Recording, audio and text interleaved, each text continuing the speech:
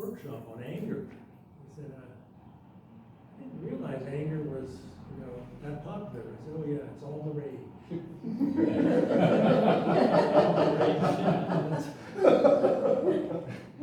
Bad joke. Bad joke. So, another bad joke. How many therapists, psychotherapists, does it take to change a light bulb? Probably one. One? One, only one. 1 in 99 watch. But Oh. the light bulb has to really want to change. Ah! And that's why we're here, I think, is because we want to change. But change, in my experience, is pretty tough, actually. I think it's one of the most difficult things we do is make changes. In fact, it's odd when you think about it because everything is changing all the time. All we really have is change, and yet there is a lot of change going on right now, of course, in the world, and there are people who are pretty angry about some of these changes. Yes. But what I hope you'll go away with today is that without anger, without a healthy relationship to anger, you can't make positive change. Okay?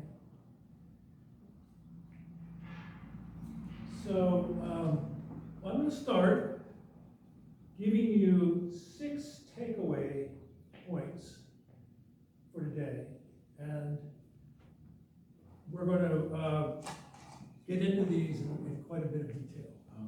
So the 6 things to take away about anger. Number 1 is that anger is an energy, right? So in and of itself, anger is neither good or bad. It can't be destroyed. It can only be transformed. Okay? And so anger is an essential energy that we need for change, to make change, true change. That's number 1. Number 2, anger is purposeful. It's basic to our survival, but it's also purposeful in terms of our evolution, in terms of our evolving into being who we are meant to be. It's directional and it's action-oriented. Number 3, and this might be one of the most important ones, that anger is a messenger. Anger is a signal that something is wrong. Anger is a signal that something is wrong. Means it's out of balance, it's off track, or something is hindering or blocking, interfering with my purpose, with my direction. Number 4, anger does not ever have a single cause, but has multiple causes, and that's why it's called sometimes a secondary emotion. So anger is always in response to something else. And that leads into the 5th thing, which is anger occurs always in a social context, in relationships. Not just with each other, but with everything, with all of creation. And then 6, the final one, the thing that prevents us from being able to access this healthy energy, number 1, or number 2, which was anger is purposeful, and anger 3 is a signal. What gets in the way are the beliefs that we have about anger. And this is where we call this misunderstood emotion, and it may be the most misunderstood emotion because of and I think we need to look at our Christian tradition as contributing to the way in which anger has been viewed quite negatively. You know, even as a sin, one of the 7 deadly sins. And so we compartmentalize, or we've relegated anger to a negative, maybe destructive place that really is preventing us from really understanding it as a sacred emotion, as a purposeful, healthy, sacred emotion. Louder? Okay. So we're going to spend quite a bit of time this afternoon, or actually we'll get to it this morning because it's a small group, in looking at understanding how our own beliefs about anger are the primary way we can begin to make changes, is by changing these beliefs.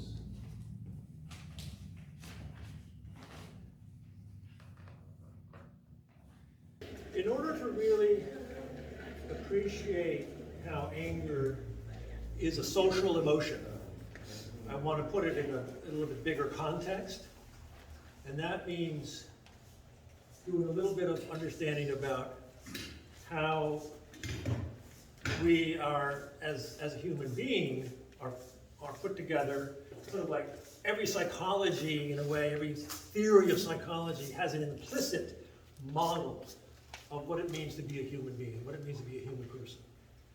So very simple, very simple. If we think about us as being composed of needs, wants, and desires, we can think of our needs as these instinctual, basic survival needs. I need food, I need clothing, I need shelter. Wants are what we call our egoic preferences. You know, I want ice cream, and not only do I want ice cream, but I want chocolate ice cream. That's a preference. I don't need it, but I want it. And then we have desires. And desires really are what belong to the soul.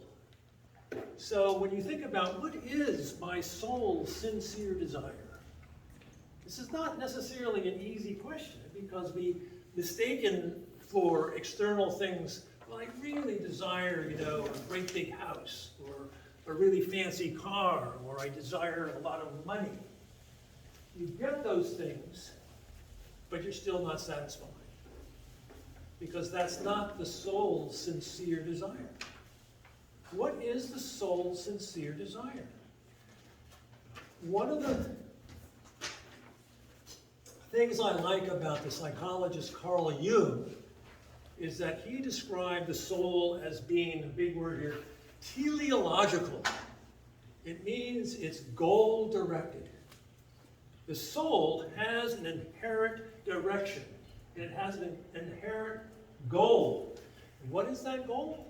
I would argue that the soul's sincere desire, and our own sincere desire, is for us to be who we are.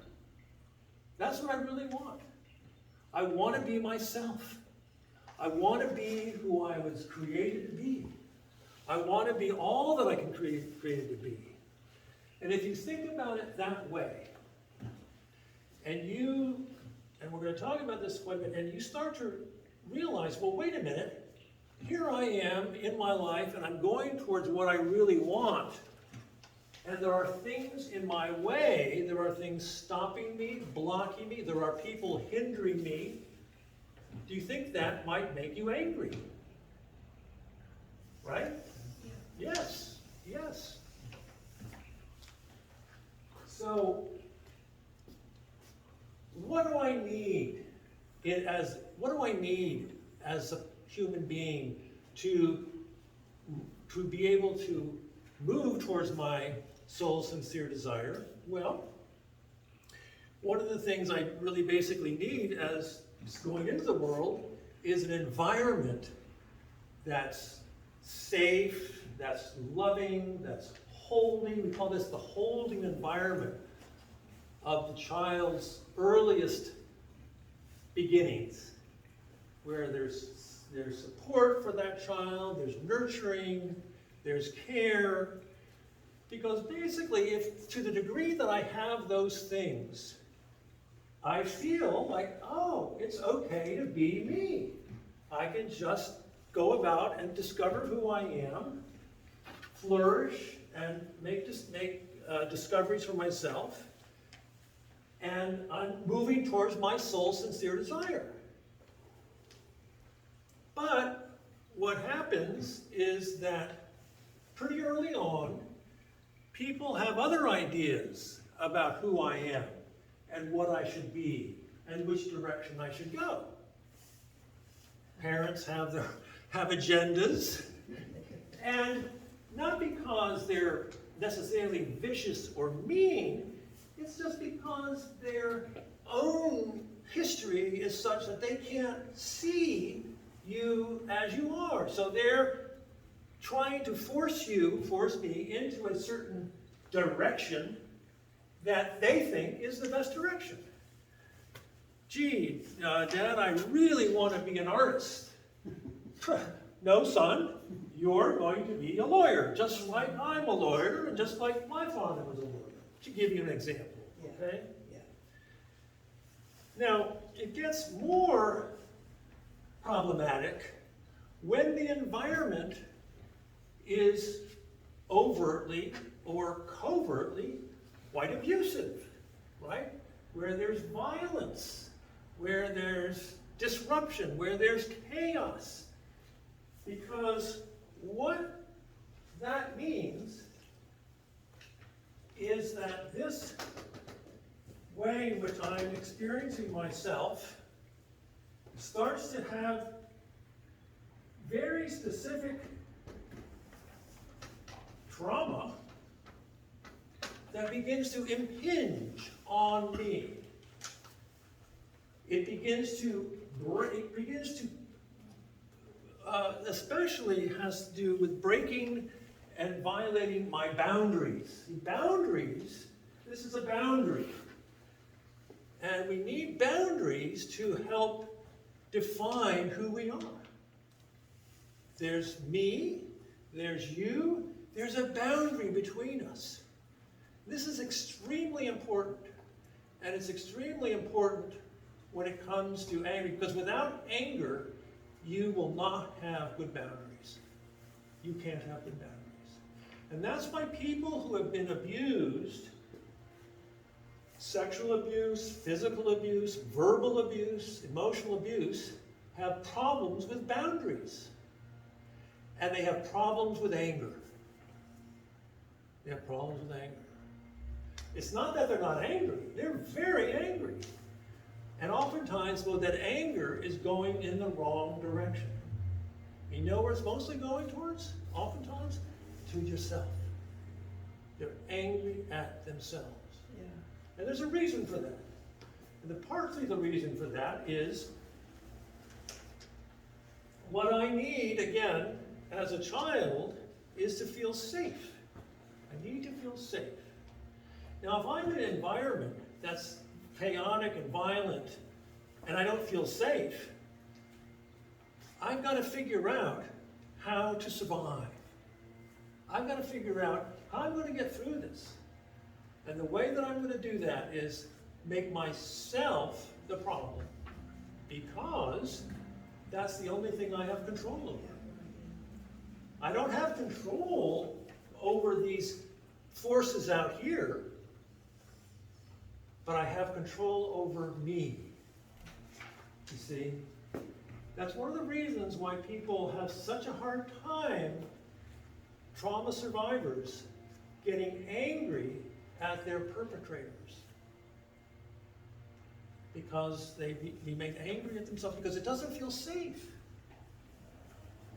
I mean, working with people for long, oftentimes when they begin to experience this anger that they have, it's very frightening, it's very scary.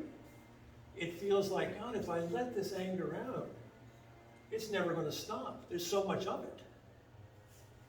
So it becomes a very, very central part of healing and recovery. So when I think about what do I do as a therapist, it's really essentially providing the person with a safe space for them to begin to discover, oh, yeah, there's parts of me that I really have not really accessed. There's things about me, there's, all kinds of desires that I've been repressing. It's basically providing a safety so that they can begin to trust their soul's sincere desire. It's like the analogy of being like a flower. If you give it enough nutrients, you give it enough water, it's going to naturally come up and it's naturally going to turn towards the sun. Right? We're really no different. We are going to turn towards the light, towards the sun. That's the teleological aspect of the soul.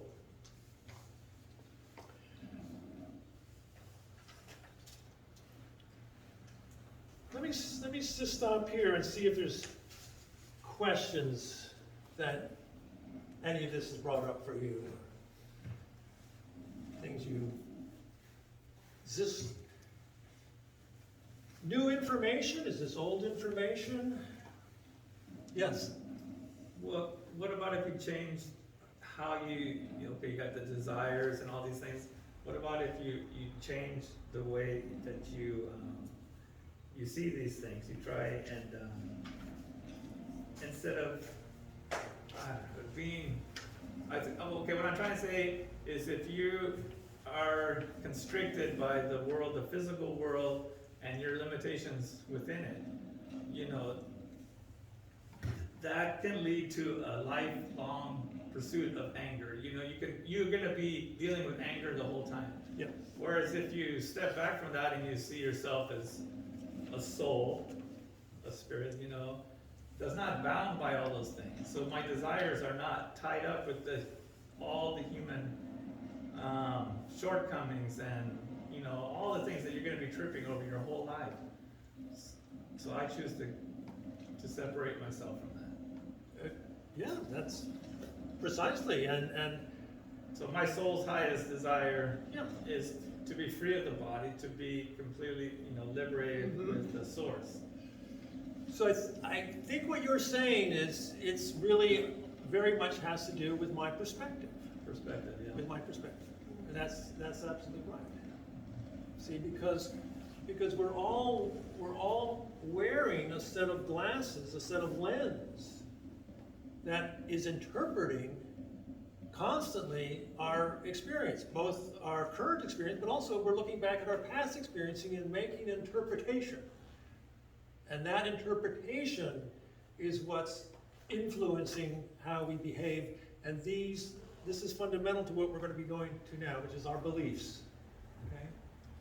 John? What I hear Mark saying is, if you could just transcend above the muck and mire of the world like Lotus and bypass all the things that upset you and make you angry, then maybe I can not have to deal with that. Is that the right strategy?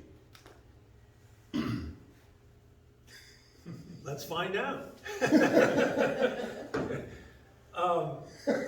Let's find out. Okay, so let's work now with this thing I've given you. And what I want you to do is from 1 to 10, I don't have enough room on this board. Is it okay if I? Yeah.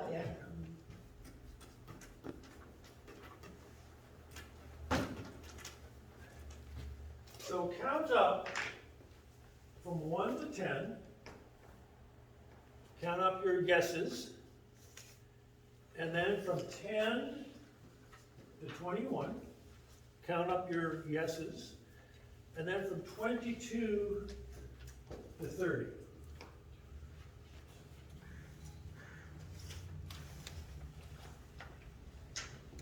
Each of these are different anger styles. And the first one, now all of this, by the way, is I think it's at the bottom of your page there, is by Ron and his wife Ephraim Potter, this book called Letting Go of Anger.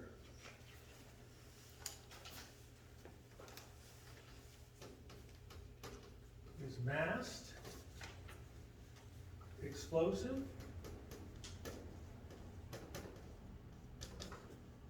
and chronic. Okay? These are three different anger styles. And within these styles, there are subcategories. And we're going to go through each of them. So each style has within it certain core beliefs, and these beliefs are fueled by other emotions which then govern the way anger is expressed. So in this first category, masked anger, the core belief is that anger is bad, dangerous, and ugly. Anger isn't nice, it's ugly, and only bad people get angry. And since I want to be good, then anger has to go. Okay? So within this mass anger, that category is called anger avoiders. Because of that belief that only bad people get angry, and I want to be a good person, anger has to go. That's an anger avoider. Anger avoiders, and each of these have central fears connected with it. And the central fear for the anger avoider is, one, I was mentioning loss of control. I just was speaking about that. If I allow my anger, I'm going to go crazy. It'll take over, and I'll do something hurtful, either to myself or to others. And I certainly, in my own life can identify with that experience, feeling so frightened by my own anger that I was going to do something destructive, and I have done something. I have done destructive things with my anger.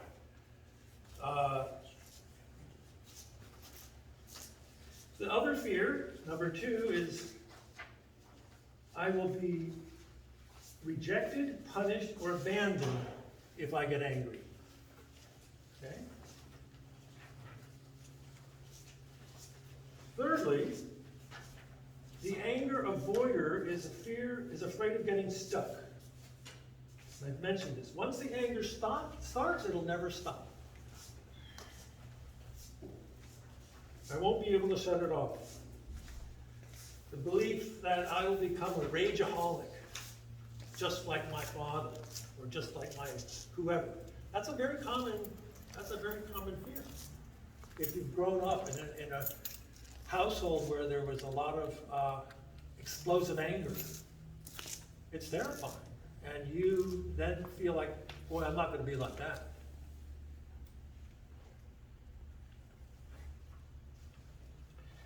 So what are the defense mechanisms against that are used by anger avoiders?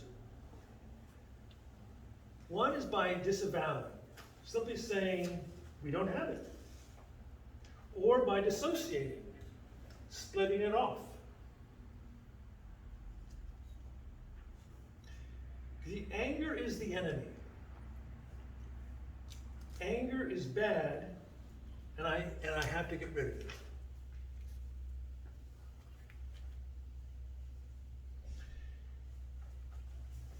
And some of the ways in which in addition to what the disavowal and dissociation, is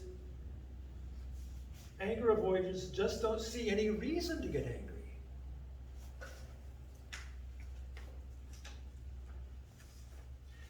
And what this means is that they're ignoring even the bodily signals. You know, the anger is a signal.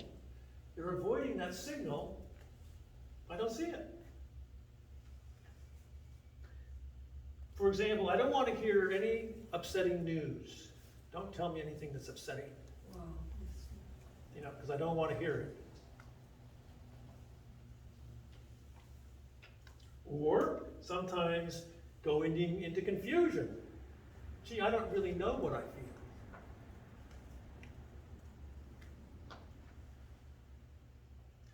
Being confused about what you feel can be a way of avoiding an emotion that you don't really want to experience because you're afraid of it, because of these beliefs. What are some of the negative consequences of having a predominantly style that avoids? One is you become more of a doormat, susceptible to victimization. Because you don't have boundaries. Because you can't defend yourself when you need to defend yourself. You don't have access to that emotion. You don't have a good relationship with the emotion that will protect, you know, that's there to protect you and help define you.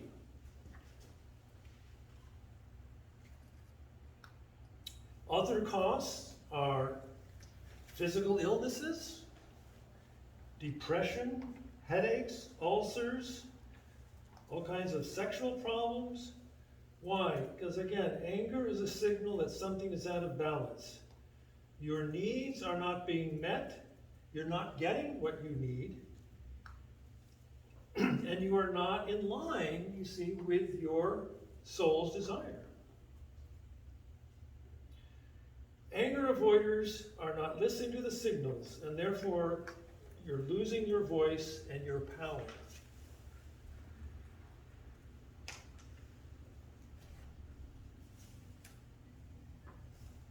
So, in a way, and as I'm saying, you know, because it's a survival strategy, you know, all of these are survival strategies, hearkening back to this was the only choice I had at the time. So, in a way, you know, the anger avoider is caught in kind of a no-win situation. We believe that by avoiding anger, it's the best way to take care of ourselves, to avoid abandonment. But by avoiding anger, we're actually abandoning ourselves. See? If you weren't allowed to express healthy anger as a child because your parent was so threatened and shamed you when you were angry, you know, you are now afraid of being abandoned by the parent. So hey, guess what? I'll abandon myself. That's how I'm going to get through it.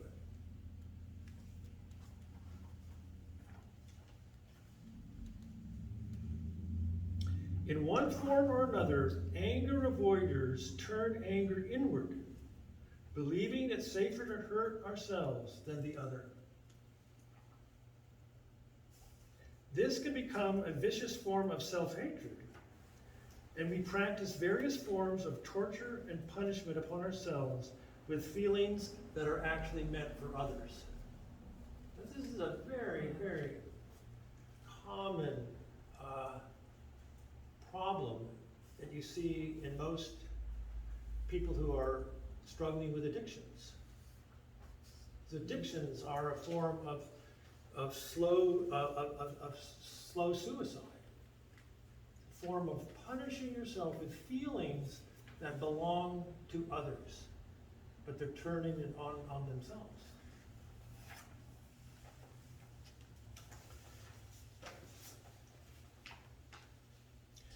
So the rule, the sort of this, again, some of the rules that govern maybe the family for this style was that normal anger was not permitted, and everybody just had to be nice. Okay? If the parents weren't comfortable with anger, or if they were sort of trying to create an atmosphere in which, look, you know, we want everything to be up and positive, then you might have, you know, have a trouble. So then it becomes a habitual way of thinking and acting. What do I do with my anger? I just don't have it. That's the basic bottom line.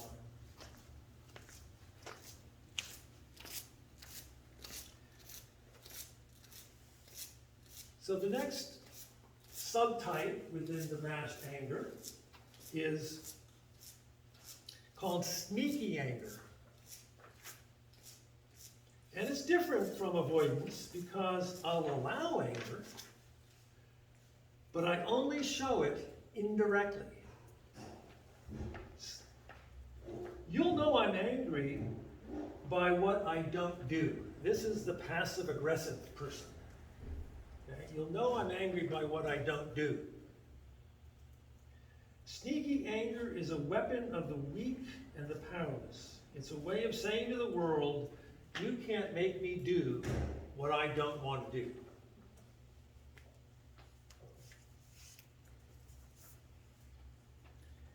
And again, this harkens back to the position you were in as a child, when if you stood up to your parents as a healthy assertion of your individuality, you were maybe shamed and humiliated. So now you're going to direct that that aggression in a passive way, and others are going to be angry at you because you're not being direct. I mean, we all know that people are like this. Maybe we were like this ourselves. You know, people who are chronically late for everything, right? You're waiting for them. You know, you get angry because they're sending a message. Now, they're not doing it necessarily deliberately. It's all, you know, unconscious, for the most part. So some of the manifestations of sneaky anger is forgetfulness, chronic lateness, playing dumb or helpless, incompetent. You don't commit to anything, and also procrastination.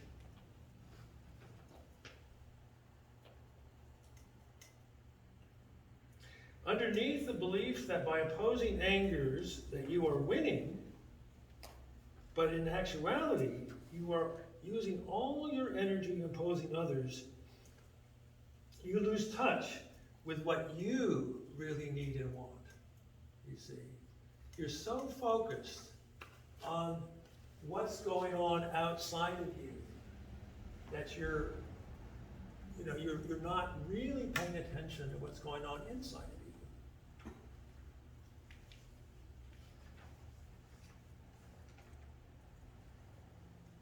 By presenting a state of confusion to others eventually means you are confused about your own feelings. You lose self-respect because you are not acting on your own behalf. And you're not acting on your own behalf.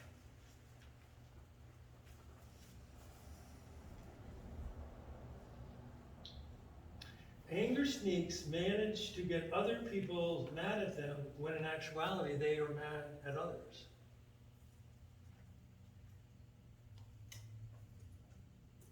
Here's an example. Someone asks you to do something you don't want to do, and you don't say no because you want to avoid conflict. Then you get reminded that you were asked to do, and you get annoyed and say you'll do it. But of course you don't. You'll say you'll do it, but you don't. This goes on until the person gets mad, gives up, and they do it themselves. So they call this, oops, I forgot. Why didn't you do that? I told you 1,000 times, oops, I forgot.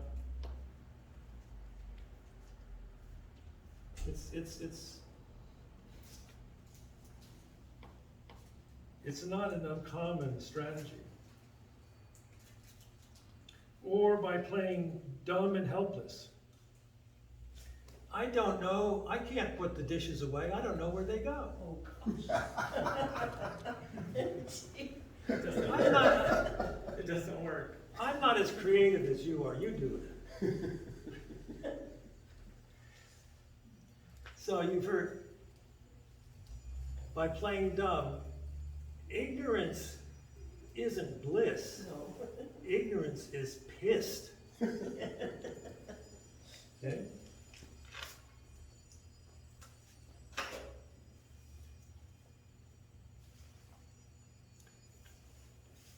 So then, finally, within the third subcategory of the masked anger style is what they call the paranoid. So to be paranoid really means, to be suspicious about others' motives. Is to be distrustful of others, believing that others may be out, to get you or to hurt you. It's a variation of masked anger because paranoids don't allow themselves to know how angry they are. Instead, they think that others are always angry at them. So it's projecting.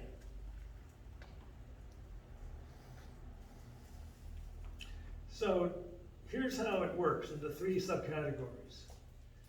The avoiders bury their anger. I don't have it. The sneak is passive, does nothing with it. The paranoid gives it away. Okay, see that? The three variations.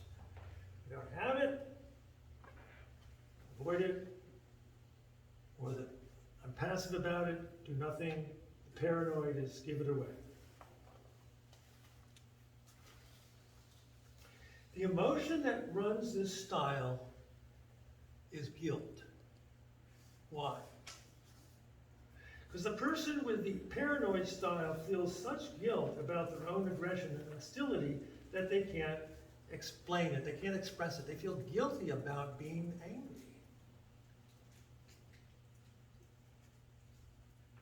So they project their own anger onto others, who then become angry with them, and now they feel it's okay to fight back. See, it creates a situation in which they can now have some sort of way of expressing what they otherwise don't feel they have permission to do.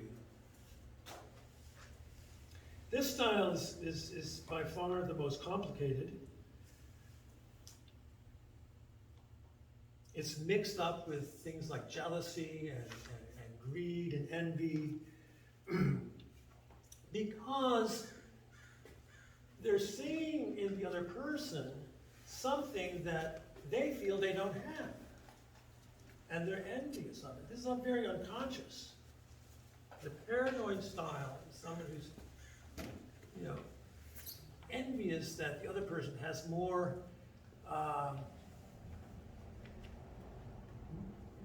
more access to something that they have disowned. And so the way of experiencing their anger is by engaging with others who will then bring it out for them. So the next category is, if you go 10 through 21, they call the explosive style. Explosive. And there are 4 subcategories within the explosive anger. One is sudden, shame-based, deliberate, and addictive. We'll go through those. So sudden anger are people who express their anger without warning. It's sudden, it's quick, and then it's gone. If you ask them why they got angry, they really can't tell you. Known anybody like that? Boom! They just are really a flash of anger. And then it's gone. What was that all about? Oh, I don't know.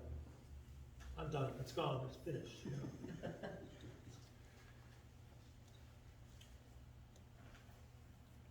The problem here is that, again, they're not paying attention to the signals.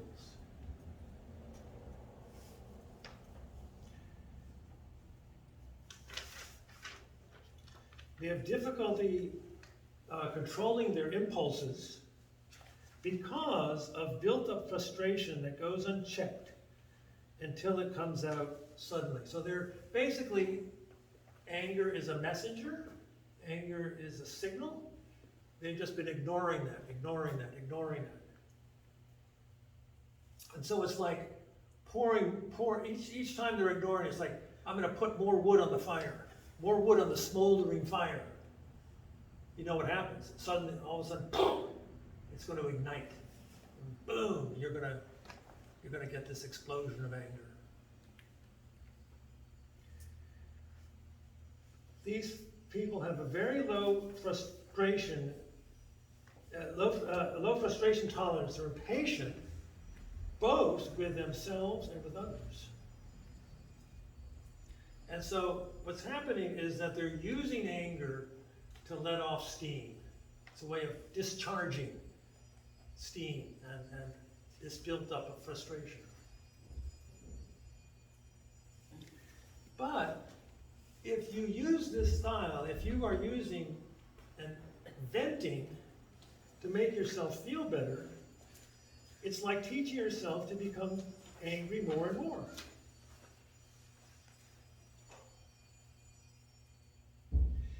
They say this, that exploding to feel better is like eating a whole box of low-fat cookies to lose weight.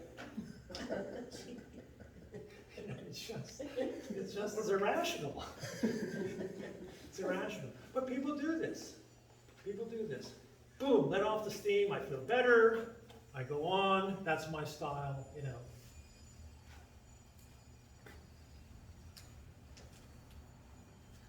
So that's the first category. The second one is shame-based. Oh, so what was the name of the first one? Paranoid. I mean, sorry, sudden. Sudden. Sudden. After. Sudden. That's the Sudden. first subcategory. So shame-based, folks in this category are mostly are using anger to defend themselves against shame. But this I want to say a little bit about this because this is very, very common for most of us. That shame is such a incredibly painful emotion that causes us to feel so exposed and vulnerable that that feels so intolerable that anger becomes a way to not feel that. You see, it's very, very common. And it's one of the most helpful things that I have found is to ask, you know, and not just with anger, but all emotions can be shame-bound. Especially if you had a family in which those emotions were shamed, you know, both either overtly or covertly. The message was, this is bad, this is not good to feel this, and I'm a bad person for feeling this. You know, all that's going on automatically. And so the anger becomes a way to protect this feeling that I'm exposed and open to possible, attack. It's not safe. So there is a connection, between shame and rage, particularly in marital conflicts. There's been a lot of studies looking at interactions between couples and what triggers the conflict. And it's often unidentified, unacknowledged shame.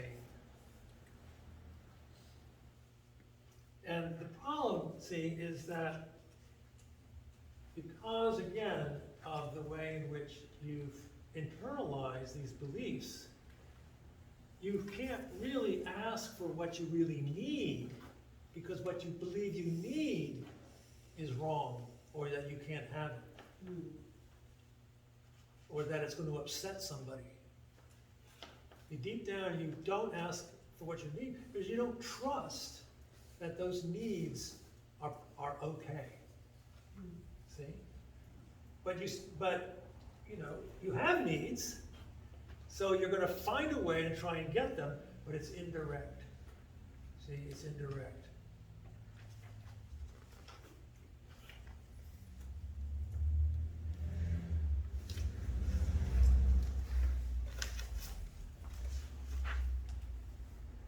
So the next one in that subcategory, they call the deliberate. So I use my anger deliberately in situations where it isn't necessary, but to get something else. So it's using anger in a very manipulative way.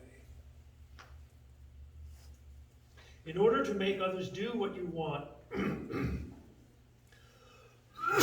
or to keep others away, and to avoid real feelings. So deliberate anger in this style really is sending the message, basically, keep away from me, keep away from me. And the underlying issue for this type is fear of intimacy and closeness because of abandonment. See, again, getting close is vulnerable. Intimacy is really risky. And so I use my anger to control the relationship so that it doesn't get too close. I mean, this is not that uncommon. People, who all of a sudden start to feel like, oh gosh, I'm really finding myself getting close to you. And that scares me. I might pick a fight to keep some distance, keep some separation. Again, unconscious. If shame-based style covers for, if the shame-based style covers for shame, deliberate anger is a cover for tenderness and intimacy needs which have been shamed. Can you see that? If deliberate anger is a cover, shame-based style is a cover for the shame, deliberate anger is a cover for the tenderness and intimacy needs that have been shamed. Now, still seeing that? One is that it's sort of, one is I'm deliberately using anger because I'm feeling ashamed. Okay. Yeah.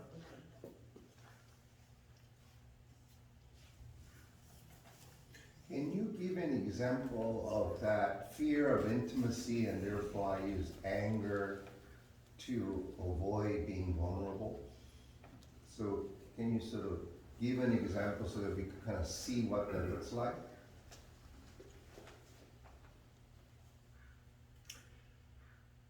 Well, I'm thinking of particularly maybe in couples who have, where there may be, all couples find a kind of eventually a sort of a place where there's agreed upon rules, unspoken rules. How close are we going to allow ourselves to become? And that may work for them. But when one person says, "Well, wait a minute, this isn't working for me. I want to get a little closer to you." This is, so let's go to therapy. That usually it's the woman who says, "This isn't working for me." The guy says, "Okay, I'll come." You can see that she wants to get closer, but ultimately he's afraid of getting closer because he's afraid of his own feelings. He's afraid of his own feelings, of feeling what he's going to feel by being closer. And he doesn't know that it's just the deep-seated issues that he has to work on. So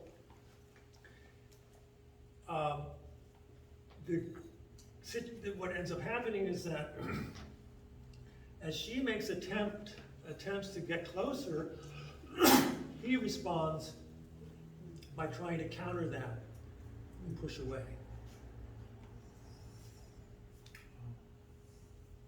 How about, the wife was abused as a child growing up by her father, and so doesn't trust men, and so she marries, and I'll only get intimate with you for sex so we can have children, and then everything else is off the table. Wow. Happens. Sure. Well, I know some in that position, so. Yeah. I mean, is that deliberately, because of her past? Before the past, sure. I mean, all of these things, all And of the these husband can't break styles, through it. right? All of these styles are as a result of our particular environment Yeah. that we grew up in. Right. And how, given our personalities and our setup, we adapted. We adapted to survive. Wow. And what we need to see is that, well, it worked back then. It was a good survival strategy, but now it's working against you. Yeah. You don't need it. It's like you're still seeing the world through the eyes of the child. Yeah. And the whole idea is, no, you're not a child. You're an adult. Take off the glasses and start to see. But that's basically what one can do in therapy, but it's not the only way, but it is one way.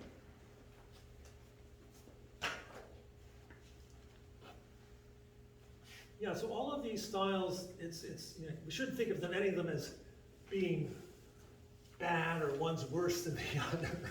It's just all about recognizing ourselves in these styles and using that information in a helpful way, right? What about if you feel like you're not getting angry and you're just expressing yourself, trying to stand up for yourself, but you've been reminded your whole life over and over again that, that's not okay. You cannot talk at that level. You need to calm down. You need to do this over and over my whole life. Yeah, so that's, So I feel frustrated that I can't really stand up for myself because others seem to experience me standing up for myself as scary or reminding them of some other time when I was angry or something like that. Yeah, so that involves me having to really look at how those messages that I received, how they affected me. Yeah. And really honing in on the fact that those messages, whether they were deliberate, overt, or covert, really were hurtful. They were wounding. There was a soul wound that I need to own and access and say, that wasn't the best way. I need to allow myself at times to get angry at the people who set me up. Because that's what it was. It was a setup. And see, people go, oh, but my parents, they were really good people. Yes, they were good people, but you're still angry at them. Get angry. Get angry, because that's healthy. But people, you know, it's really, this is where our theology gets in the way, you know, like, oh, I'm supposed to honor my father and mother. Well, you're not honoring them at all by being passive and not speaking your truth. That's not honoring them. Speak the truth in love. I said, speak the truth in love. Yeah, yeah. You know? So those are that's one example, you know, of what hurts people from being able to realize this is a sacred emotion. This is a part of your nature. Yeah. Get angry and this is the other problem, is that, you know, people sometimes feel like, yeah, I mean, it's unpleasant, you know, it's not an easy thing to do. And there can be a way of saying, well, you know, I got angry, you know, I did my therapy, I beat the pillow and I got it out, I'm done. Let's move on. Well, maybe you're done, but maybe not. And there's no failure in that. It's just, you know, it's just that you've got more to do. Don't feel bad about it. Making sense? Okay.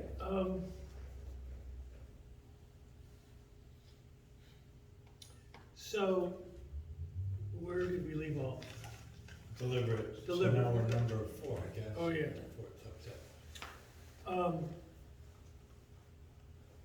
Yeah, so the deliberate is really a lot of attempt of trying to control. They're controlling their own emotions by controlling others. And this is where batterers come into this category, male batterers. It's use of anger to control by intimidation. And we know that people can really sort of get off on using their anger and intimidating and humiliating others. It gives them a feeling of power. By watching others, you know, cower and and go into fear, really says, see, what they're really afraid of is that's them. They're afraid of that's in them. But now I can see, you know, it's really you, and so I get to, you know, I'm sort of off the hook.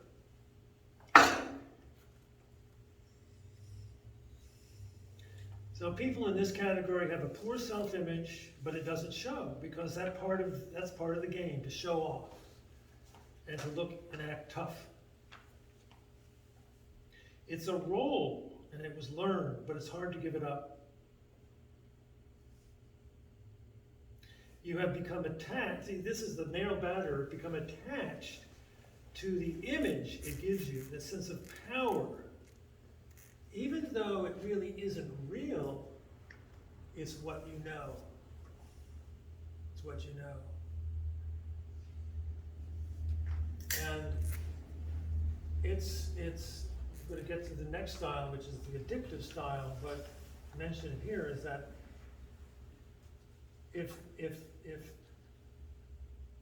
I see this with couples who may come to me and they had a crisis, one of the partners has acted in an aggressive way physically, maybe pushing, maybe hitting, you know, and this is like a crisis. And so they come into therapy. And we talk a lot about that experience. What I'm looking for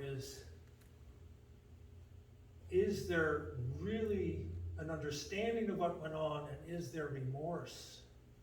Because once you go down that road, once that becomes a way for you, it becomes harder and harder to pull back.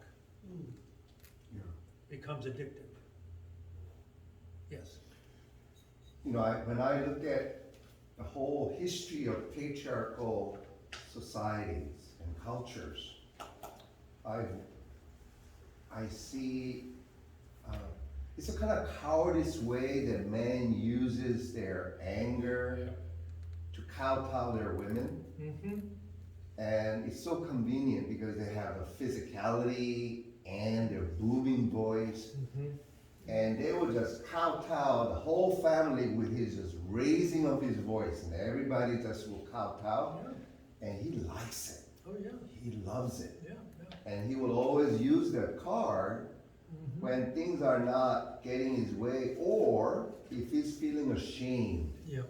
Any sign of him getting shamed, Right. he will resort to Resort to that. that. To Yeah. for what is one-upmanship. Bullying, yeah.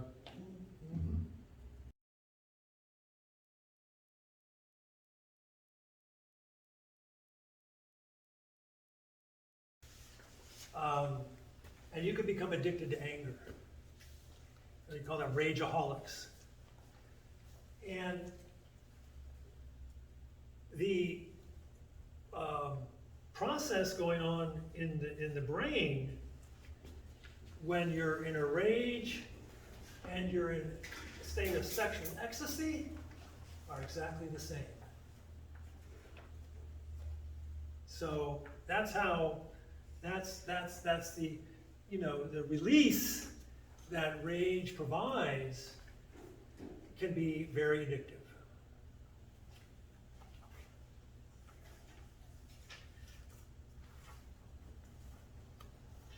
So people who become addicted to anger need anger for the same reason you need to drink if you're an alcoholic, to feel good, to feel better. But of course, it's the same thing that the more you drink to feel better, the more tolerance you develop, so the more you have to drink. And the more you drink, the worse you feel, so you have to drink more to feel better. It's the same thing with anger. Vicious cycle. Vicious cycle. Vicious cycle.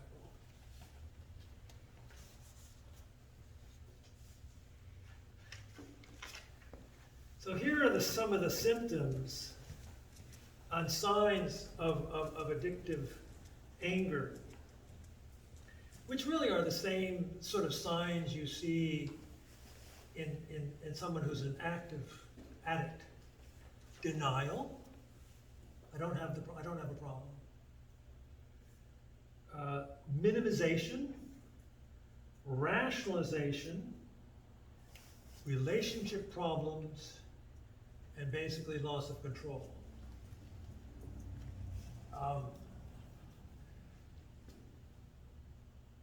This is just an aside, but since we got on the subject of addiction, which I had as sort of a specialty, I think that addiction is the only disease that for healing, for recovery, requires self-diagnosis. Self-diagnosis. You can have any other problem, like a heart problem. You know, you could be in denial that you have a bad heart. Doesn't matter. Surgeon's going to go in, fix the heart. With addiction, it requires you to admit, yes, I have a problem. That's why one of the first things in doing an evaluation with someone who comes in and we talk about, you know, maybe their substance use. Do you think this is a problem? No, I don't think it's a problem. Well, it's not a problem then. Can't deal with it. Now their relationships may be falling apart. They're losing their job or whatever, but still they're denial. And so until they hit bottom, they're not going to necessarily turn around. And sometimes that can take a long time. Hmm. Yeah. Anyway, that's a whole different, I used to do workshops and retreats just on that topic, so. Would that be like AA? 12 Pardon step? me? AA, 12 steps. Yeah, I used to do a lot of addiction recovery retreats for not just active addicts, but adult children of alcoholics, adult children of dysfunctional families who struggle.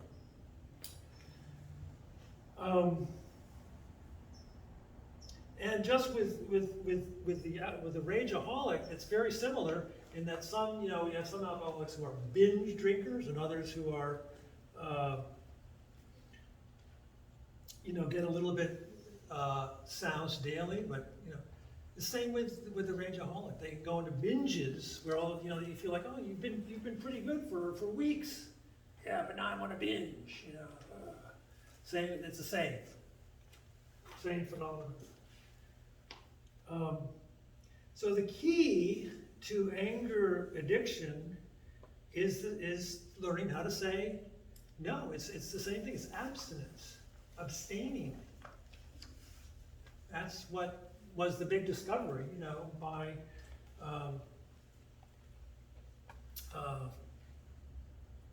why can't I think of his name? Bill W. Thank you. Right. Bill Wilson. Bill Wilson was learning how, from day to day, hour to hour, to just simply not drink. And it's the same. Can you abstain from your temptation to go into an anger fit?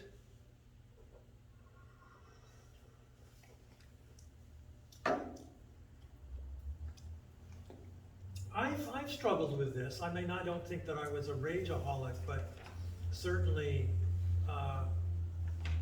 have someone who has quite a few addictive tendencies. So I know what, being tempted to go that direction and then saying, okay, no, that's not today. Maybe I'll do it tomorrow, but not today. See, that's the other thing about addiction. You never can say, I'm never going to do that again. You're in trouble. No, I won't drink today. Maybe I'll drink tomorrow. It's important. It's an important. One at a time. One day at a time. One day at a time. 1 day at a time. 1 hour at a time. Whatever it is. Yeah. Yeah. Okay. Well, I don't know why we're talking about that. Here is an anger addiction checklist. Right? I look for reasons to get angry. I get bored when I'm not angry. That's a very common symptom of addiction, boredom. I'm bored. Look for something to bring some excitement. I like having a good fight. I use anger to avoid other issues. I make promises to myself to control my anger, but I don't keep them. And it's very much the same if you've ever had to struggle with any kind of substance abuse, it's very much the same. Oh, make promises, but they can't be kept. And you're really basically doing this behavior to avoid something else. And usually it's your feelings. You want to numb out your feelings. Peter, I was told by one woman therapist that men primarily has 3 emotions. And they are horny, pissy, bored. Okay. I won't comment on that.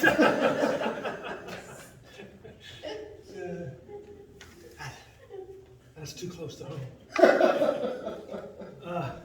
All right, let's go to the chronic anger style, the last one here. And there are three subcategories in this style: habitual, moral, and hateful. So the habitual angry style is people who generally come from families when there has been a lot of anger and learn that being angry is what you do to get what you need. I mean, I've experienced this because in my household it was like totally the opposite. And I remember experiencing for the first time going to a household, and all these people were like, to me, they were like angry at each other. Like, "Ah, ah." I said, geez, you guys are really angry. And they, no, this is just how we do it. This is how we interact, and this is how we tell each other what we need. And, or they come from families that went through hard times, poverty, a lot of loss, trauma, and abuse, and they continue to be angry about what happened to them. Okay? So, Our parents. sorry? Parents went through the Great Depression. Great Depression, yeah. If they really suffered in that way, a lot of upheaval, having to move around, being dislocated, that can produce a habitual, a seething anger about having been subjected to all that.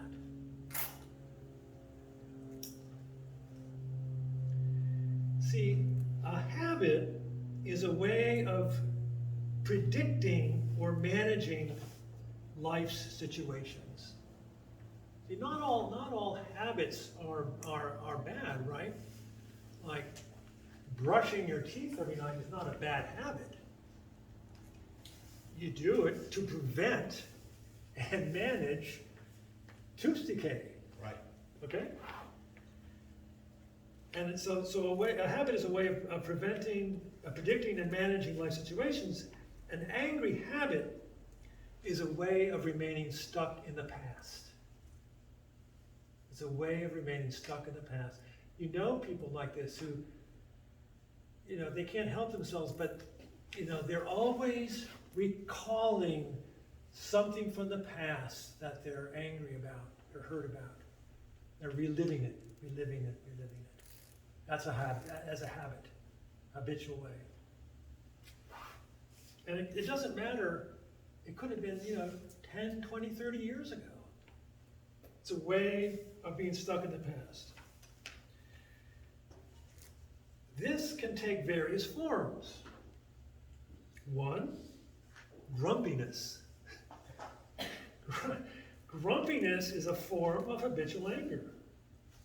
It's a combination of anger and sadness. Grumpy, anger and sadness. And grumpiness can become a chronic condition. Always just, everything is just sort of, I'm always sort of finding something to complain about, or As I've said, there's always something. there's always something. And, hey, it's tempting.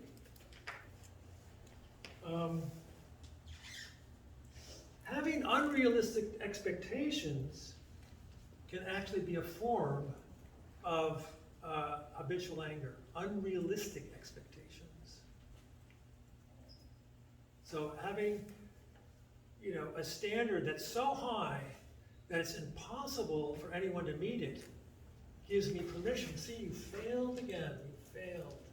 I'm so disappointed, so angry.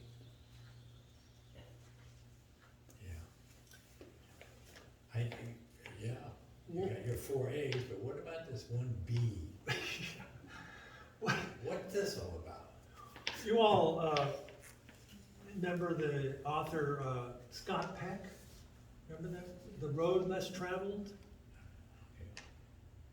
One of my favorite quotes of his is that expectations are predetermined resentments. Expectations are predetermined resentments. A habit is automatic. It's without thought. It feels normal to be angry.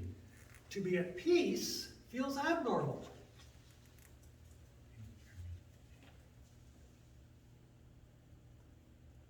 I'm sorry. Could you say that? Expectation. Hope again. What's that? I'm sorry? Expectations. Expectations are predetermined resentments. Resentment. Resentments. I wrote rejection. Habits are compulsive. They are in control, not you. As soon as you try to quit being angry, you're right back at it. That's a kind of would be a self-test for you. You know, if you feel like, hey, you know, I seem to be unable to not be angry, even when I want to be not angry. That would be an indication. Yeah, there's a bit of a habit there.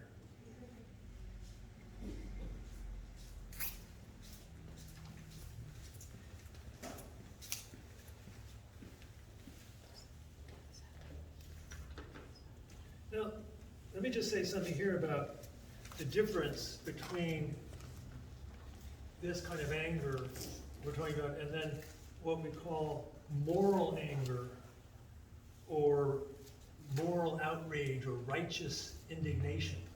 Okay? See, when your values, your deep values are compromised and you're ready to fight, this is really where healthy anger lies. You are ready to put your life down because something is so valuable to you and it's so central to who you are. Feeling right, feeling indignant about it is the healthy thing, is a healthy expression. So this is really where we get, you know, social revolutions. But, see, moral anger can become dangerous when it combines anger with moral certainty. All right? Now, which means, you know, I'm right, you're wrong, and I'm going to go after you. Because I'm right and you're wrong. Sounds like today. Sounds like today. This is today. This is where we're at today. It's a version of black and white thinking. And you can get stuck in this. You can get stuck. And we see that's where we are today. We're stuck in this black and white thinking. You're right, I'm wrong, you know, and we're just so polarized. It leads to moral superiority and the feeling that I'm on a special mission, and it's actually a divine mission, that to boot. See, I'm on a mission from God. And this becomes, you know, so irrational. Is this still habitual? This is, yes, this is the last, no, yes. Yes, this is habitual. No, I'm sorry, we've moved from habitual to moral. Moral. I thought it was just saying. Yeah, so you know, and I'm just giving an example. You know, I'm such a strong believer in the right to life that I feel justified in bombing a Planned Parenthood clinic. What does that That's where it goes. Yeah. That's where it goes. It's just totally, it makes no sense. That's an example.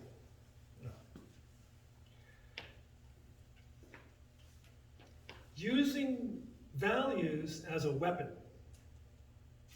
Okay? Looking for things to get angry about.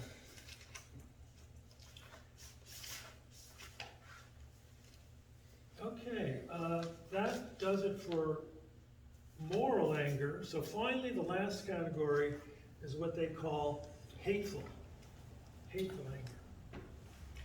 Now, hateful anger combines many different styles, but underneath the anger that fuels the hate is really the refusal to change.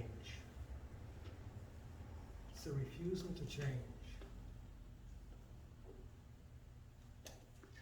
hatred is a way of keeping a relationship alive. This is keeping a relationship alive rather than grieving the loss of it. And you see, and I think that's what we're in today, is we see a whole shift in paradigm in which what needs to be happen is the grieving of an era that's gone. It's over. But no, I'm not going to grieve. I'm going to put my foot down and I'm going to hate that I have to change. It's the hatred of change. And change is all there is. Change is all there is. But no, I'm using my anger to not change. Hate is like a raging river, pulling everything down its path. If you try to swim in it, you'll drown.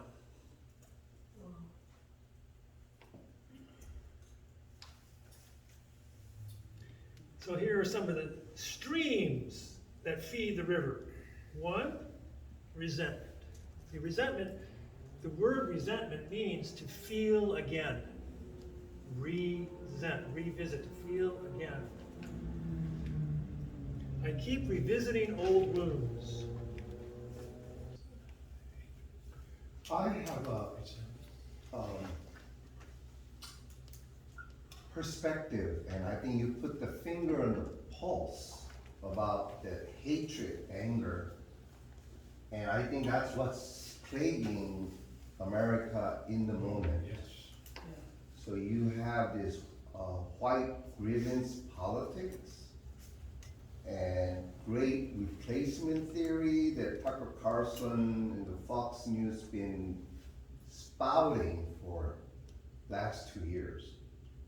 And his followers and viewers totally bought into that, and they feel like he's speaking to our resentment that the white majority is going to be replaced by minority people of color.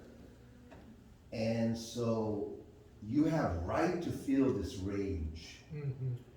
And instead of grieving over this change, put your feet down and fight with everything you've got Yeah, to stop this from happening.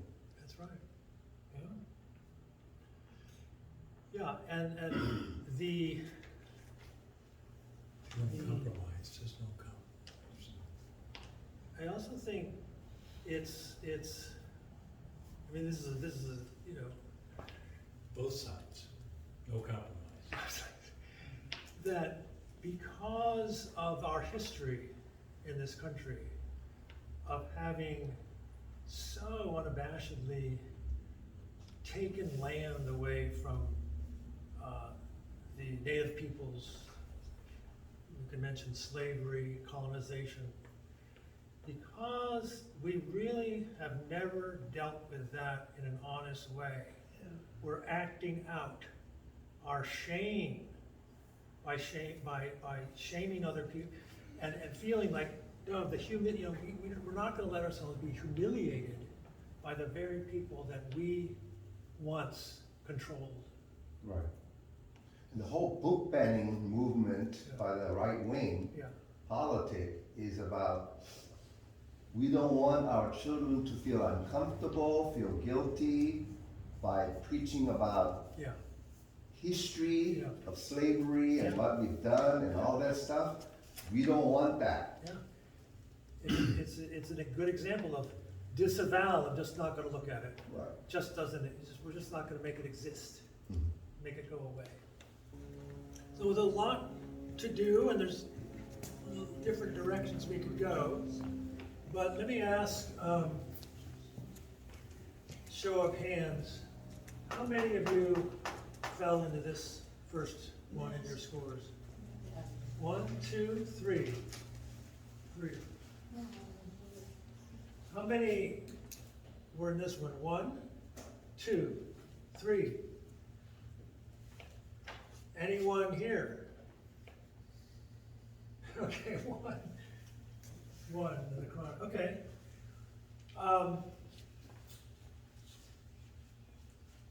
Yeah, so hopefully you found that helpful to sort of identify, self-identify with your particular style and some of the underlying core beliefs, you know, that made sense to you.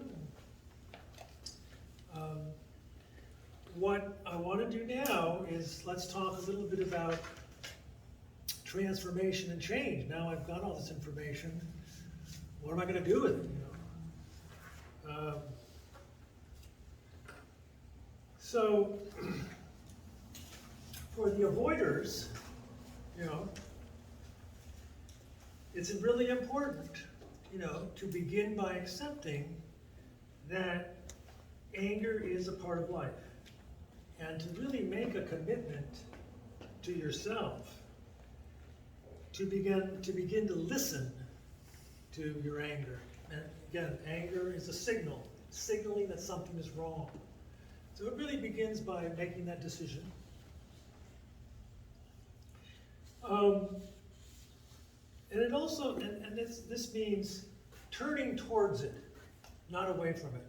So when you feel a sense of anger, I'm going to turn towards it, and see if you can sit with it without making a judgment, without calling it bad, calling yourself wrong, feeling, you know, notice those things, notice your judgments, because it's the judgments that is stopping the direction of your soul.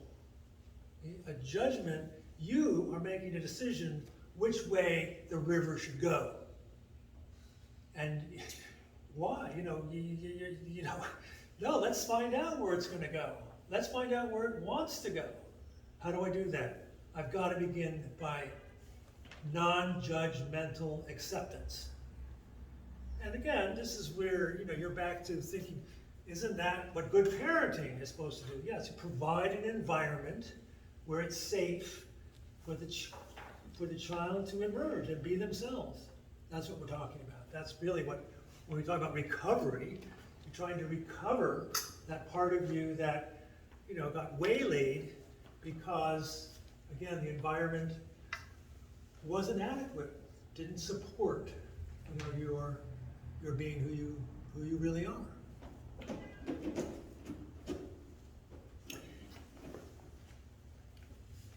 So these are the beliefs, you know, that need to change. Since anger is normal, and anger avoiders believe that anger is bad, I need to find out, where did I learn that? Where did I learn that anger is bad? Why do I continue to believe that anger is bad? What do I think will happen to me if I allow my anger? What are my beliefs supporting the fact that I avoid it? That's an exercise that you can do with yourself. You can do it, you know, just simply by inquiring. You can also do it by journaling.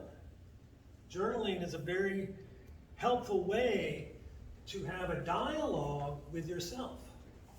You have a dialogue with your inner self. You're asking a question and you're waiting for an answer. Journaling. You can be angry and still be a good person. The two are not mutually exclusive. Your anger is not selfish or harmful, but is there to help you maintain good boundaries. Again, remember, anger is a signal that something is wrong, and a lot of times what's wrong has been due to a boundary that has been crossed. You are allowing some kind of thing to be interfering with your space, and you're feeling incongruent, you're feeling blocked, or you're feeling upset. It's a boundary issue. So you can think about it in that way. If you feel guilty about being angry, change your thoughts to my anger is my friend. And we talk about, befriending your anger.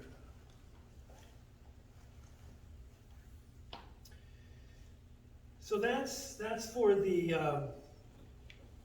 anger avoiders. For the anger sneaks, here are the main tasks. Break through the denial.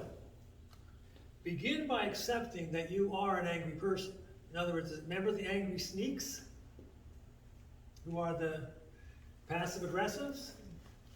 So start to accept, hey, I think I'm an angry person. I don't want to admit it, but that's the start. I have to admit. I have a question. What would be the difference between befriending your anger as opposed to indulging in your anger and sucking on it like the lozenges?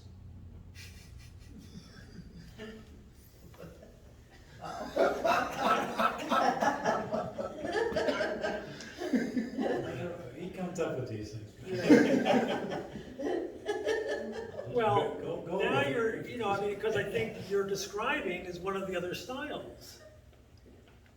You're using the anger to not feel something, or to be stuck in the past.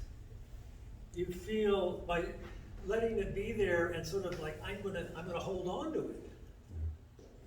You're refusing to change. As a formal martial art fighter, I use that, channeling my anger and sucking on it in order for me to overly perform, get my adrenaline going and to become very aggressive, in the fighting arena. Uh-huh. So, I think you practice boxing, you do boxing, so you kind of understand. So sometimes athletes, very like, the sports that requires, fighting, they channel that, even like basketball, football, and so forth. They channel that, get their aggressive energy out in order to perform at their, with energy. With energy. Mhm. Yeah.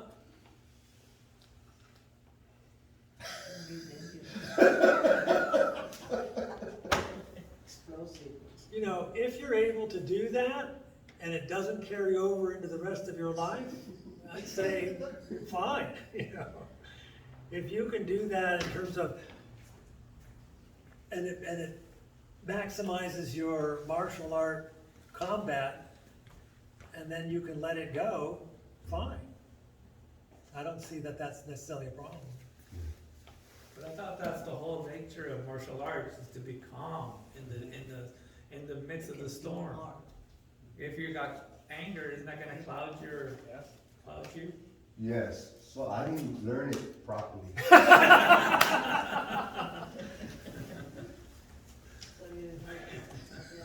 He's first admitted it. You're- He's on the road to recovery. That's good, you admitted. Okay. So this is interesting. Anger sneaks are basically, if you think about it, are angry at two things. Being pushed around by others, and angry at yourself for not standing up. See, and again, that's a boundary issue.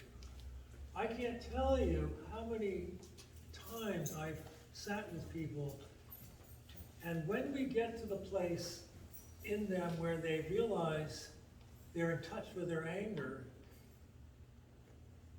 and we go, okay, well, what happens next? So many times, the answer is, it's not going to do any good. It's not going to do any good to get angry. What's the point of getting angry? And so, they don't go there. But by not going there, and some other part of them feels like, God, I feel horrible because I can't stand up for myself.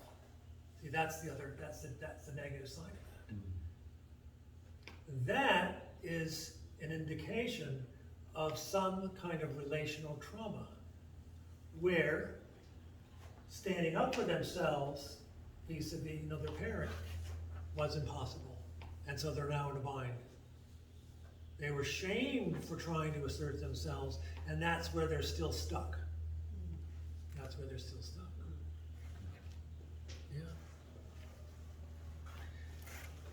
So that's the second point here is challenge your belief that you are weak and powerless. Giving up the child position, taking charge of your life, acting in your own best interest, by going for what you want, rather than using your energy to resist others. Okay, now that's a fairly, major task, Giving up your way in which you've resisted, but at the same time, you're not really allowing yourself to go for what you want, what you need, what your soul's desire. Sneaky anger is a quote, sneaky anger is a weapon of the weak. The more you use it, the weaker you become.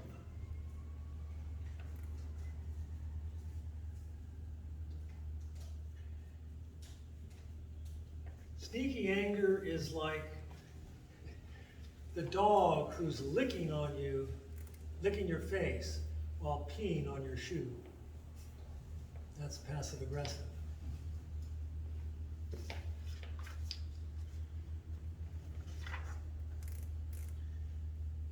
And then within this third category of the mass, which is the paranoid, the paranoid style is a mixed way of thinking that needs to change. Recognize that your own anger recognize your anger and stop projecting and being the victim. Every time you think that someone is angry at you, ask yourself, is it really me that's angry at them? See? By doing that, you'll reclaim your anger and accepting the fact that you are angry, but that you feel guilty about this. Keep a journal. Again, journaling is helpful.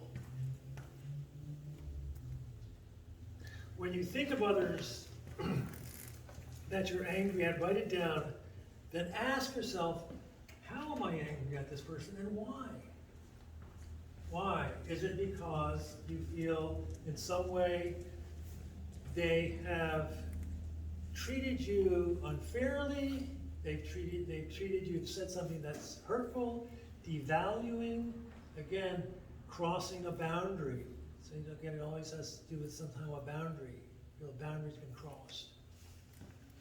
Again, anger, signaling something's wrong. Trusting that if you stay with it, it's going to show you what's wrong.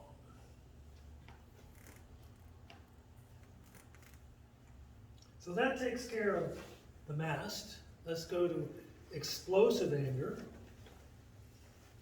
Now the key in working with explosive anger is slowing down and applying the brakes. They call this style, explosive anger, the crash and burn style.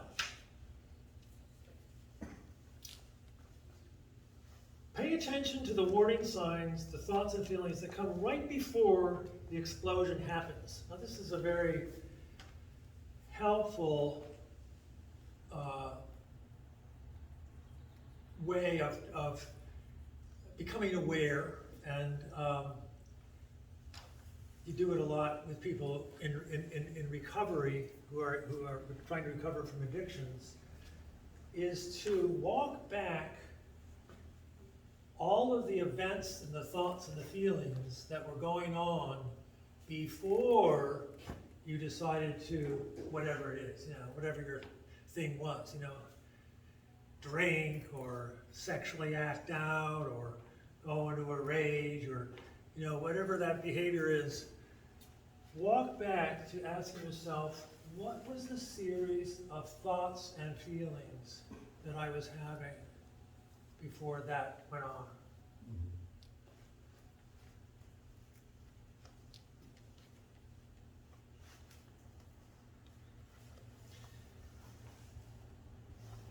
And what helps doing that is actually taking some time out deliberately to do some kind of meditation and some kind of relaxation.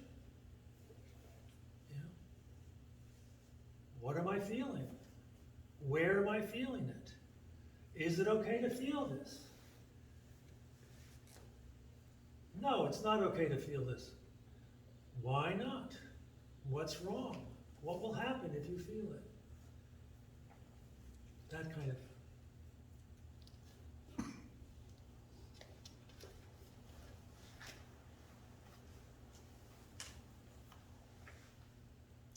Now, they advocate, trying to stay calm no matter what, no half measures. Yeah, but listen, in doing all of this, you're going to fall down. You're going to fall down. It's not about falling down. It's about getting back up. It's about getting back up, and it's about the length of time between you fall down and you get up. That's the signs that you're progressing. Like an example, work with a lot of people who have been in multiple dysfunctional relationships, one after another.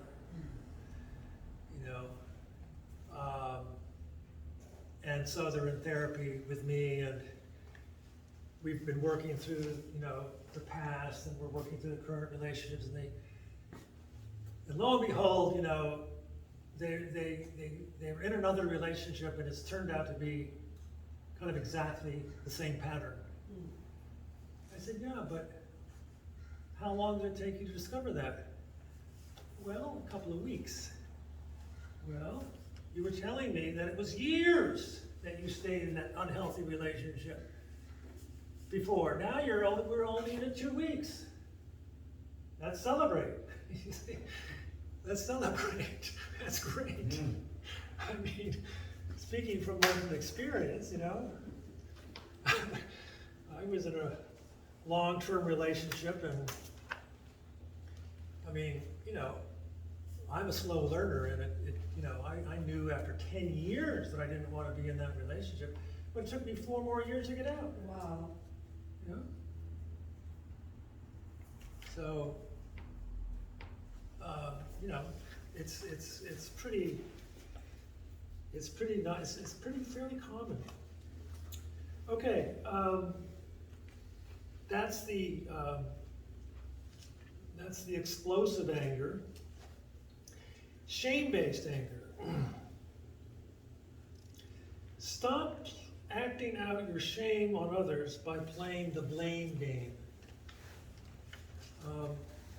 Meaning, pointing the finger, blaming the other person is such a way to avoid looking at what your part is. Now, that's not to say that they haven't done something. Yes, they've done something, maybe, and it needs to be addressed. But what about your own reactions? What about your own responses? And this one has really been helpful for me. You can begin to heal your shame when you're angry, and so because when you're angry, ask yourself, what am I feeling ashamed about? Remember, I said, anger is one of the main defenses against shame. And I just, this sort of low-level depression and irritability and just a not good feeling about yourself. Chronic, low self-esteem. That's shame. And the anger means you're not angry at everybody and kind of pissy at life. Is that because I don't want to feel the shame?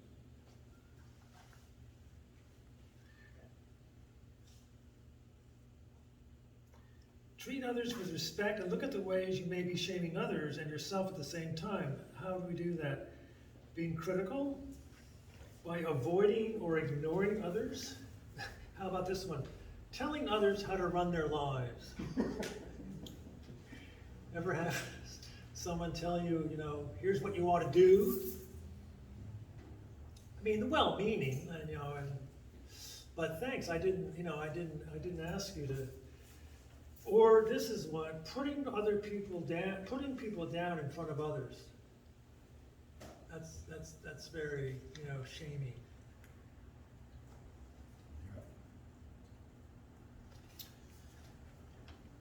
In the deliberate style, begin to recognize how you use your anger to control others. Be honest with yourself and with another person.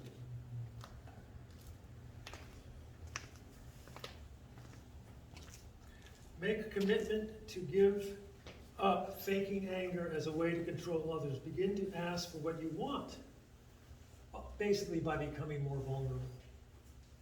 So here, it really means the willingness, to be more vulnerable, to expose what otherwise you feel you want to keep hidden. And again, the anger is a way to distance.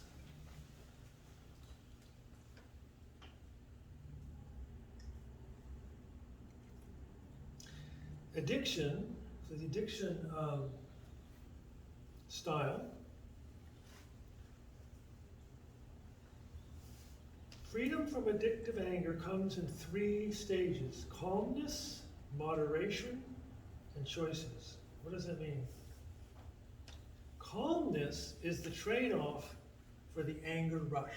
Remember we talked about the addictive quality of anger is the rush, the feeling that gives you of being like really energized.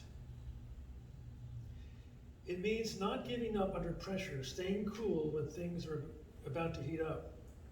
How do you do that? By moderation. It means giving up all or nothing thinking. See, all or nothing thinking, which I know quite a bit about, is if some is good, more is better. If some is good, more is better. I mean, I thought everyone believed that, but that's what I always thought. So begin to learn to express anger without having to go for the high. We were talking about, at lunch, talking about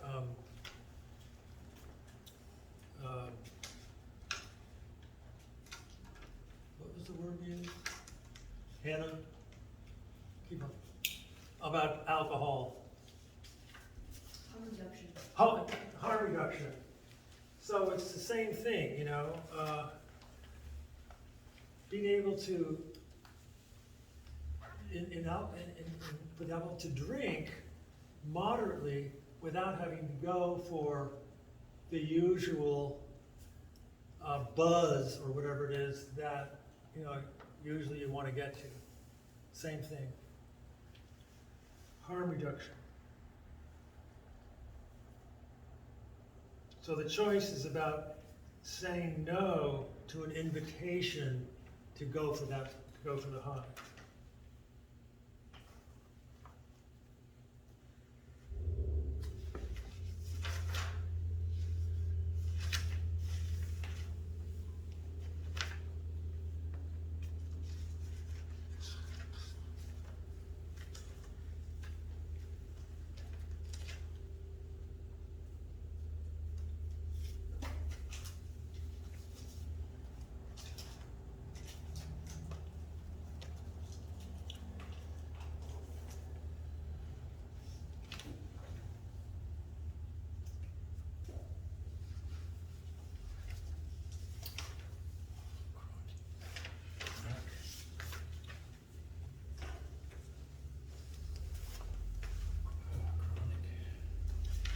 Okay, let's just stop there for a moment.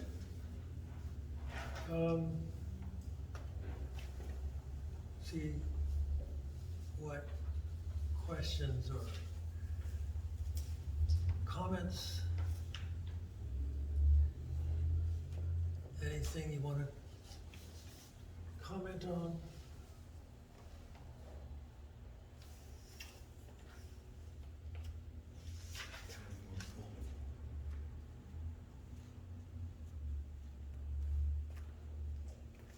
All right, well, let's move on then to, let's talk a little bit more about the recovery in terms of the, yeah, sorry.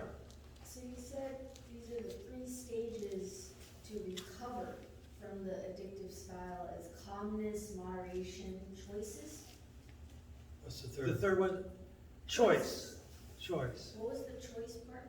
Choice is you're making a choice not to go for the high. Yeah. It's there, you're tempted, you could do it, but you know what? I'm choosing not to. Yeah. One drink is enough. Not gonna go for 2 or 3.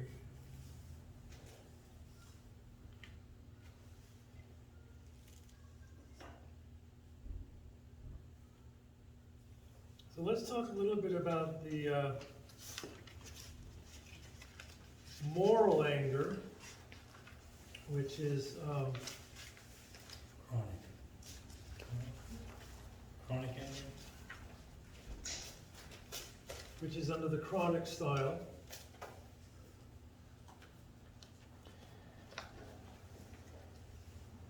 So people who struggle with this are really meaning four different things, basically. Certainly humility, empathy, flexibility, and being more, they say, selectivity. And now, it's really true that people who are stuck in moral anger are so unable to see the other person's point of view because they're stuck in a black and white. Empathy is the ability to step into the other person's world and to see things from their point of view, to have empathy, to have compassion, and to see that at some deep level they're not, so other. The moral anger is really about the other is so other and so alien, I cannot conceive of how I'm connected. So it takes humility, empathy, flexibility. Accept yourself as an equal with others, not better or worse. Flexibility, letting go of shoulds. It was the psychologist Karen Horney who came up with the term, the tyranny of the shoulds. The tyranny of the shoulds. You should do this, you should do that. That's, always be wary of shoulds. I want to make a comment about moral anger. Often religious people are susceptible to that, and especially the fundamentalist types. Because fundamentalism is about certitude. Yeah. There's no room for mystery, no room for humility, there's no room for ambivalence. It's about, I am absolutely right, and anyone who is not in my position, doesn't support my position, are in the wrong. Yeah. And that certitude leads to violence, moral violence, Yeah. and it justifies violence. Yeah. And that's the danger. Yeah. It's not, that's on both sides of the spectrum? Yeah, fundamentalists could be just as, the radical wing as well. They're operating out of that absolute certitude that they're right. Yeah, Hmm? yeah, And all branches of religions around the world have that fundamentalist branch. yeah. Yeah. Yeah, and if you look at the structures or the beliefs, the philosophical, theological underpinnings of fundamentalism, you really, what you see is again, an anthropology, a view of human nature that's contemptuous. Fundamentalism is a contempt for human nature. It really is. It's a contempt for human nature. And that contempt gets acted out on the other. Yeah. I mean, you think of the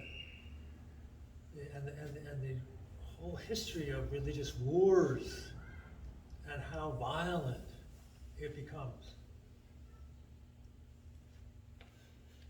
Treating others with such disdain,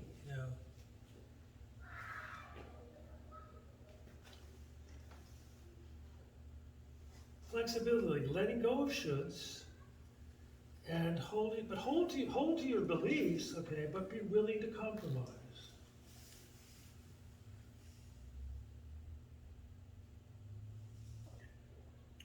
It's not that. When you use shoulds, suspect of yourself. When you use a should for another or yourself, suspect moral anger.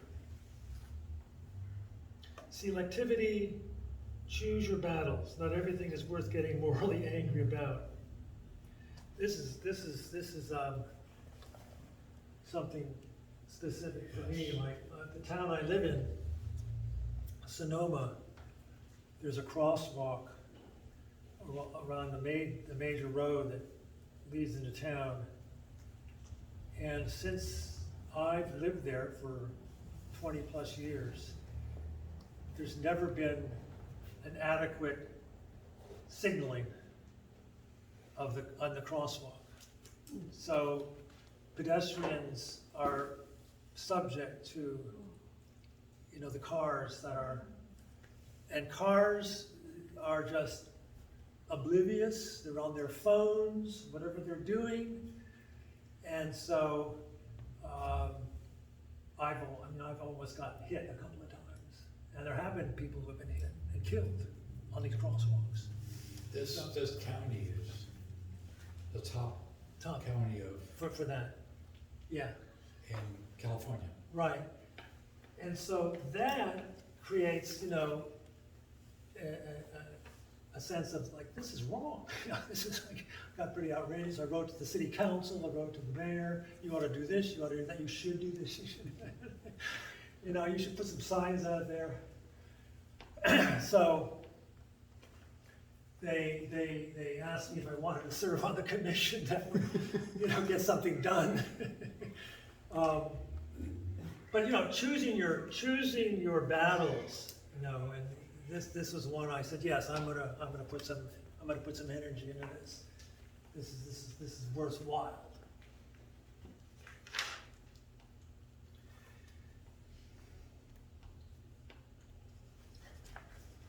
So that's an example of moral anger using for good to benefit others. Yeah. I mean, right. Yeah. Rather than just, fuming and blaming and saying, what's wrong with these, what's wrong with these city council people who are just being, so irresponsible. I mean, I can go there too.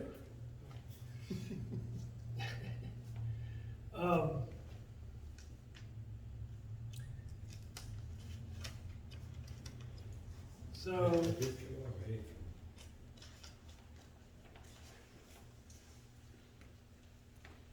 see where we're here. We did the moral part. Moral, right. How about habitual and hateful? So the last one, hateful, yeah. So the antidote really again here is forgiveness. Forgiving others for what they do. And this isn't a should. You should forgive, it's a choice. And it's a process. And it's not just also forgiving others, but it's forgiving yourself, you know. Some forms of this self-hate are self-sabotage, self-neglect of one kind or other, self-destruction, we talked about, you know, how addictions. And there is an underlying, oftentimes victim logic, which is an inherent belief, I was wrong, I was done wrong, and I can't change. I was done wrong, and I can't change. And, you know, I said this at the beginning, for me, change is one of the hardest things we can ever do in life, is change. It's really hard. It really is hard. It means giving up all of these ways in which we structured our lives that many of us, myself, are very attached to. Very attached to. And it also means, you know, facing the unknown. You know, we hang on to things because they're familiar to us. It's the familiarity and the fact that it's predictable. If I give up that, I'm facing the unknown. I don't know what's going to happen. Am I going to be all right? Will it all turn out okay? See, those questions go to a fundamental sense of, yeah, I really don't trust life. I don't trust life. I don't trust myself. I don't trust that the soul, that who I am, has a purpose, has a goal, that it's wanting to go somewhere.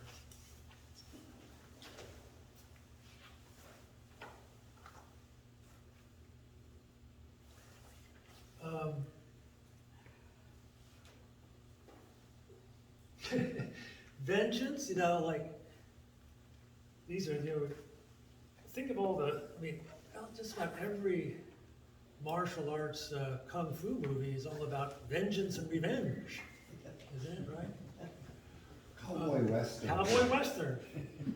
You know? But if you're a person who's stuck in that chronic style, you're really thinking about this all the time. How am I going to get back?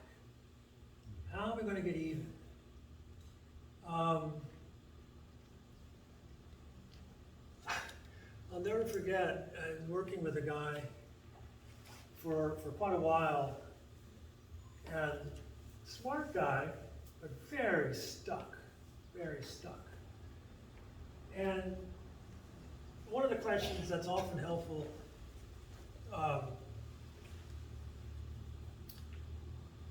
to ask, look, do you really want to get better? You know, Jesus asked the man, He did it. do you want to be made well? Yeah, Right? Yeah. And what this guy said, he said, that I thought was very insightful. He said, no. Because if I got well, it would mean my parents won. I'm like, wow. Okay. They're not even around. You got me. What can you do? It's better to go down the ship together That's than right. to both of us That's live. right. That's right. Yeah. So, what are some signs? What are some signs that hate might be controlling your life? Well, you think about the person you hate every day, or a lot, you know. You don't think about them, but then someone mentions their name, boy, you're right back there. And you're in a rage because their name got mentioned. I mean, seriously, some people have this experience around their children or the children for the parents. I mean, I've met people I hardly ever know, and I start asking them, you know, we sort of get a conversation, and they say, do you have kids? Oh, that son of mine is just no good. Can't help himself. You know, chronic anger. Yeah.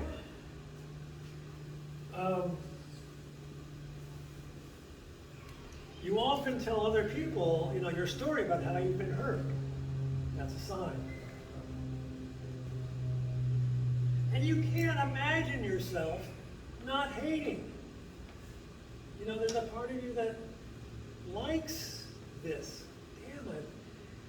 Because see, it's actually a way, it's a way that you stay connected.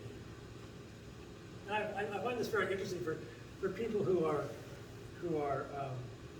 grew up in the church, or they've been wounded by the church, Christian church, Protestant or Catholic, and they just are so angry, you know, at the church, at the institution. Well, you're still tied to it. You think you've rejected it, you think it's nothing for you, but you're still tied to it because of your hatred. You haven't worked the truth.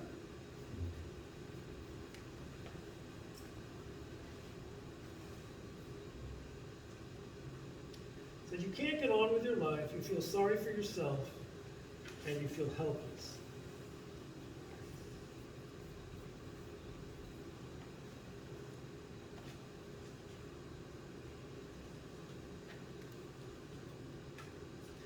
And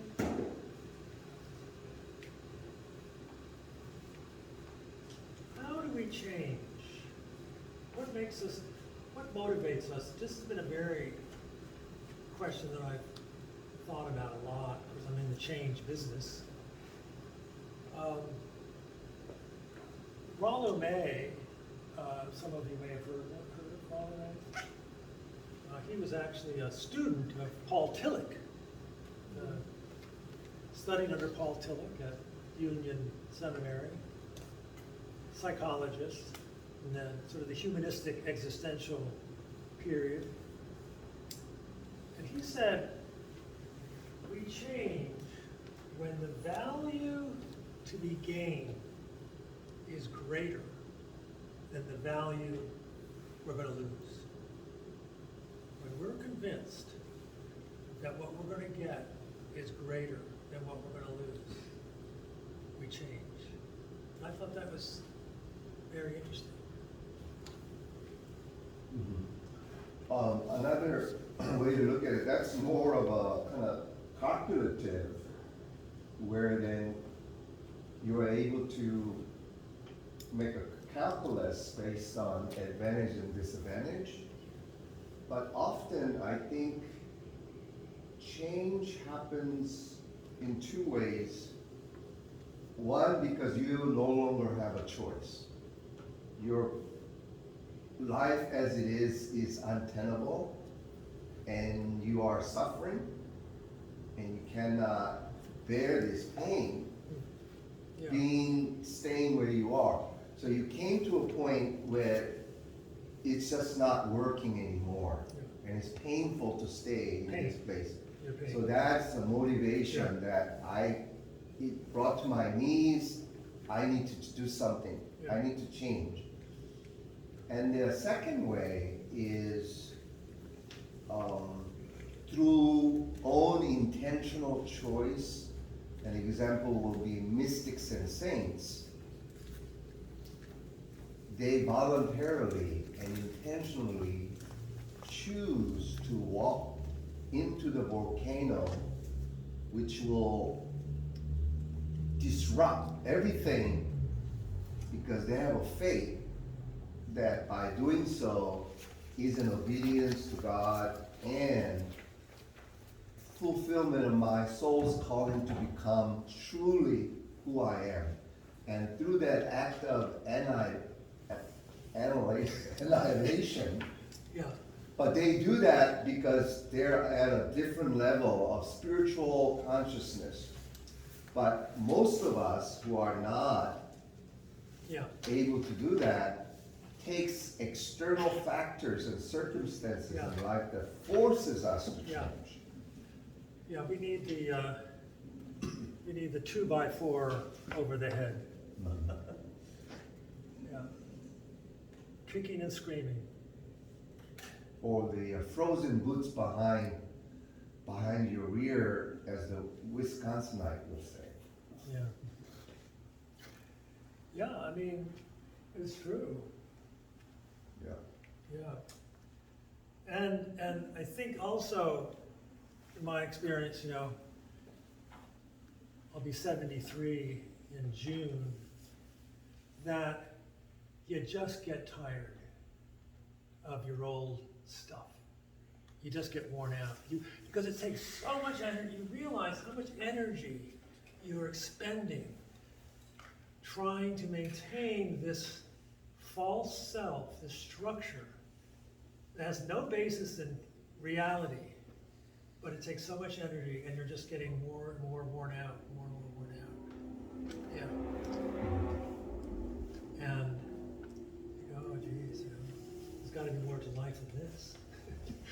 Yeah, and Richard Rohr pointed out there are two forces that are catalysts for change.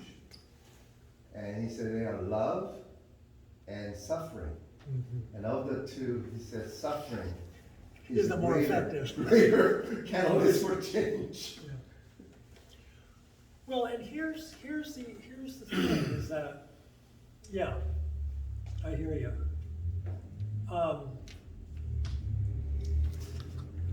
One way to think about,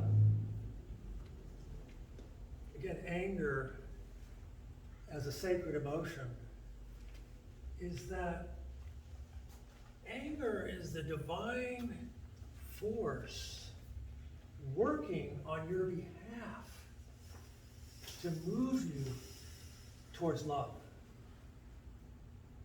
It's God, you know, it's like that God is angry at you is just nonsense.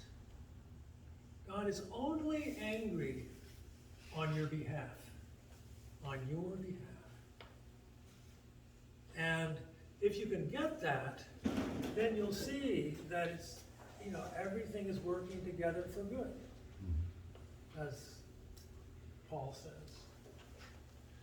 And it's another way to look at anger is a sacred emotion from gift of God, is that when you were a child, you weren't able to stand up for yourself and set boundaries. So anger as an adult gives you that energy and motivation and power Yeah. to able to finally set boundaries that you weren't able to in the past. Yeah, yeah, setting boundaries, that's right.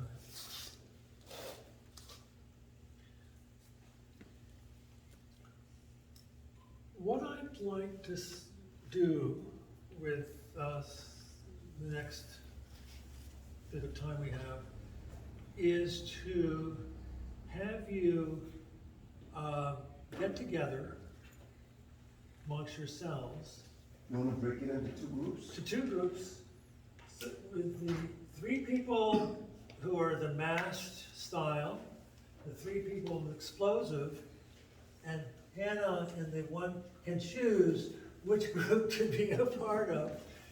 And do you have, I mean, I guess we can do it in this room, just sort of Yeah. spread out. Or there's another room next to the kitchen Yeah. that's a very quiet, separate room as well. Yeah. A few people And- to do it and- together. Yeah, we could do it, just sit at the Do it tables. all together, right?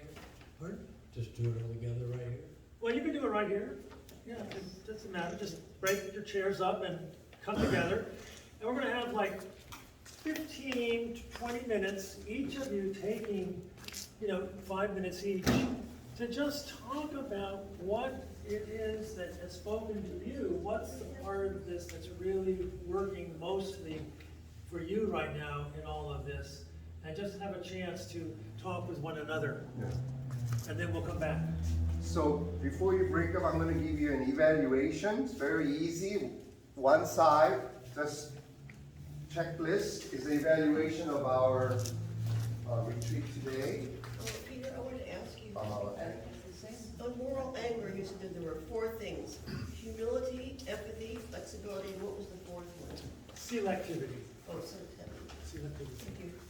When you get up, that's the signs that you're progressing.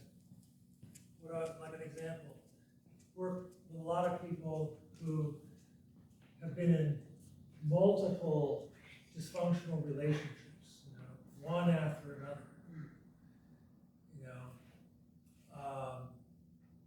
And so they're in therapy with me, and we've been working through, the past, and we're working through the current relationships, and lo and behold, they were in another relationship, and it's turned out to be kind of exactly the same pattern. I said, yeah, but how long did it take you to discover that? Well, a couple of weeks. Well, you were telling me that it was years that you stayed in that unhealthy relationship before. Now we're only in it 2 weeks. Let's celebrate. Let's celebrate. That's great. I mean, speaking from my own experience, I was in a long-term relationship, and I mean, I'm a slow learner, and I knew after 10 years that I didn't want to be in that relationship, but it took me 4 more years to get out. Wow. So,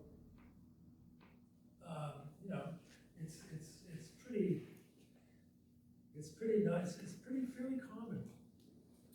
Okay, that's the explosive anger. Shame-based anger. Stop acting out your shame on others by playing the blame game.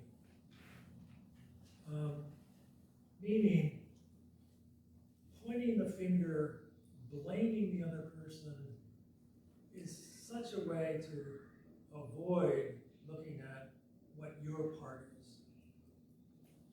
Now, that's not to say that they haven't done something. Yes, they've done something, maybe, and it needs to be addressed. But what about your own reactions? What about your own responses?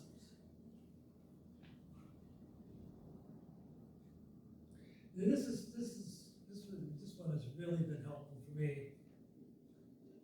You can begin to heal your shame when you're angry, and so because when you're angry, ask yourself, what am I feeling ashamed about? Remember, I said anger is one of the main defenses against shame. And I just this sort of low-level depression and irritability and just a not good feeling about yourself. Chronic, low self-esteem. That's shame. And the anger means, I'm angry at everybody, I'm kind of pissy at life. Is that because I don't want to feel the shame?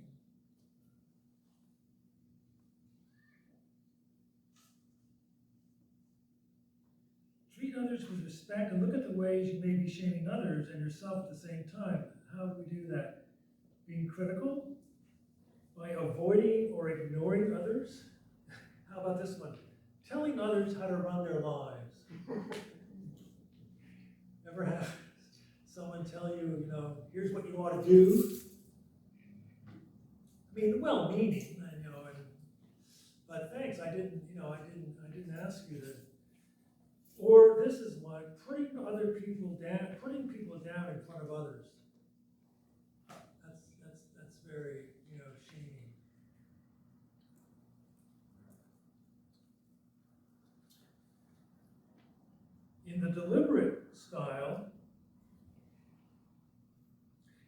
recognize how you use your anger to control others. Be honest with yourself and with another person.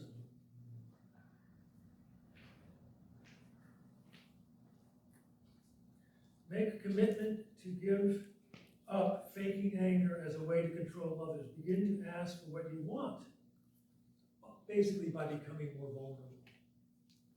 So here, it really means the willingness, to be more vulnerable, to expose what otherwise you feel you want to keep hidden. And again, the anger is a way to distance.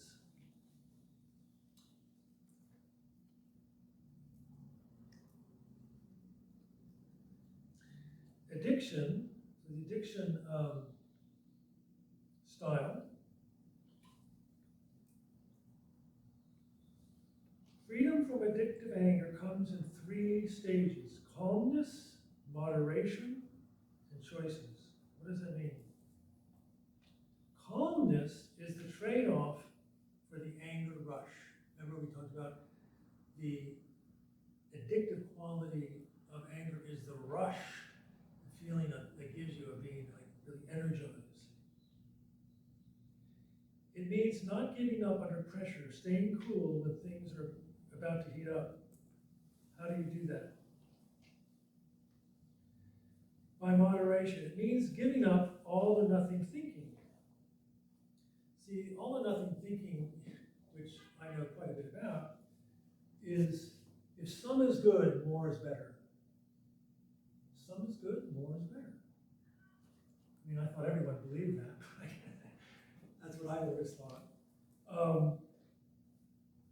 So begin to learn to express anger without having to go for the high.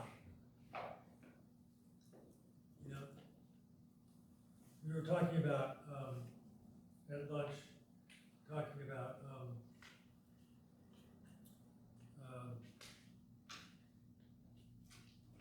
what was the word we used? Hannah? About alcohol. Harm reduction. Harm reduction. So it's the same thing, being able to be able to drink moderately without having to go for the usual buzz or whatever it is that usually you want to get to. Same thing. Harm reduction.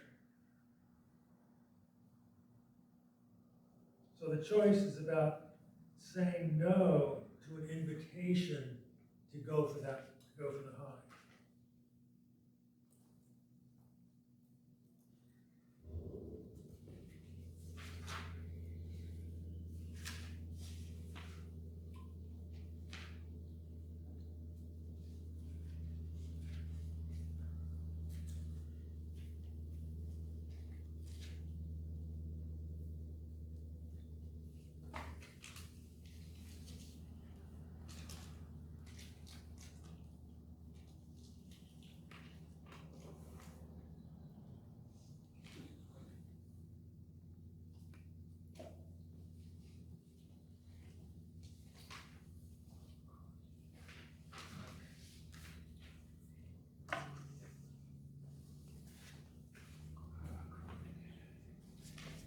Okay, let's just stop there for a moment.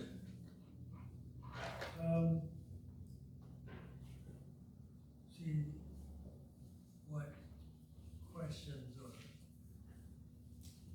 comments, anything you want to comment on?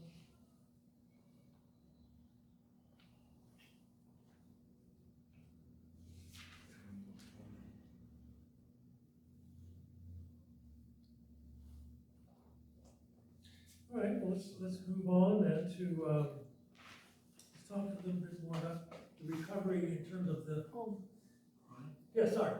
So you said these are the 3 stages to recover from the addictive style is calmness, moderation, choices? The third? third one? Choices. Choice. What was the choice part? Choice is you're making a choice not to go for the high. Mm-hmm.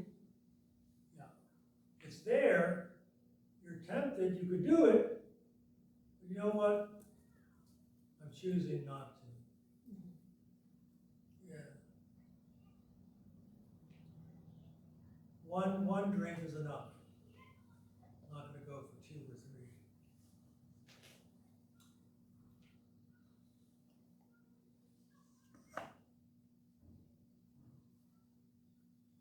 So let's talk a little bit about the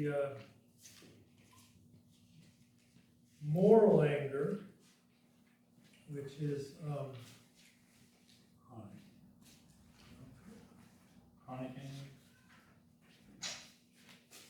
which is under the chronic style.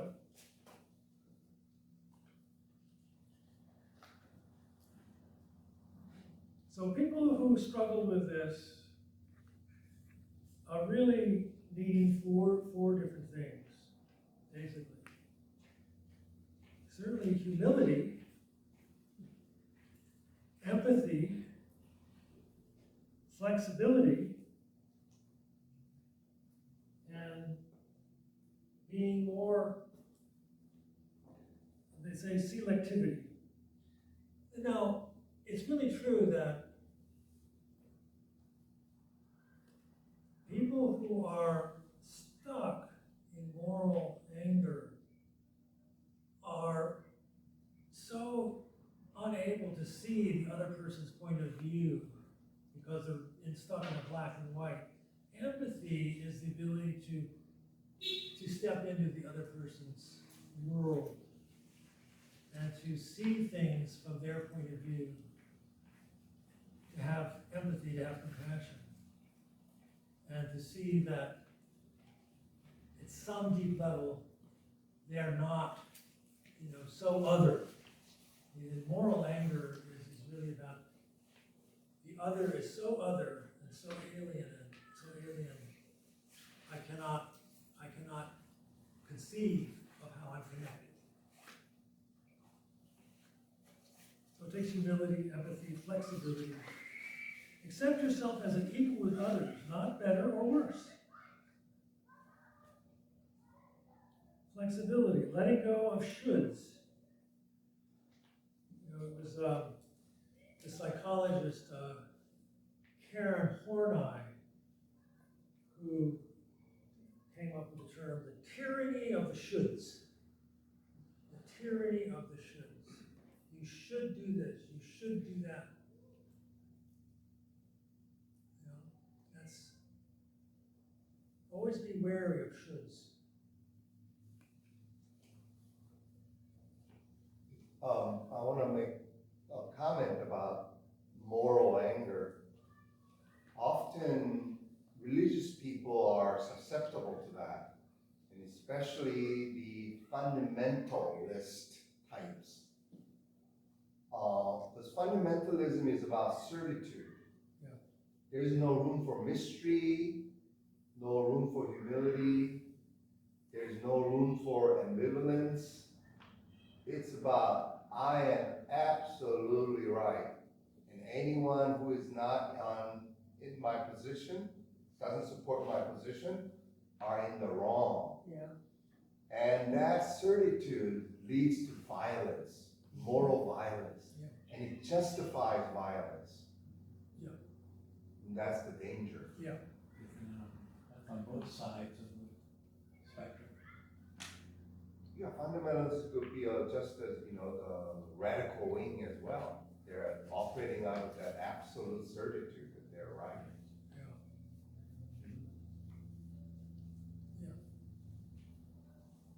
And all branches of religions around the world have that fundamentalist branch. Yeah, and if you look at the structure of the beliefs, the philosophical, theological underpinnings of fundamentalism, you really, what you see is again, an anthropology, a view of human nature that's contemptuous. Fundamentalism is a contempt for human nature. It really is. It's a contempt for human nature. And that contempt gets acted out on the other. I mean, you think of the whole history of religious wars and how violent it becomes. Treating others with such disdain, you know.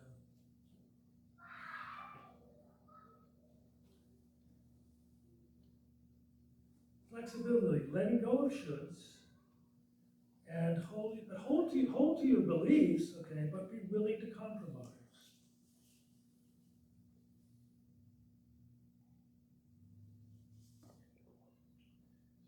When you use shoulds, suspect of yourself. When you use a should for another or yourself, suspect moral anger.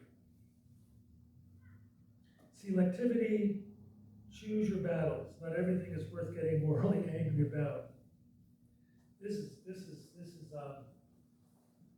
something specific for me. Like the town I live in, Sonoma, there's a crosswalk around the major road that leads into town.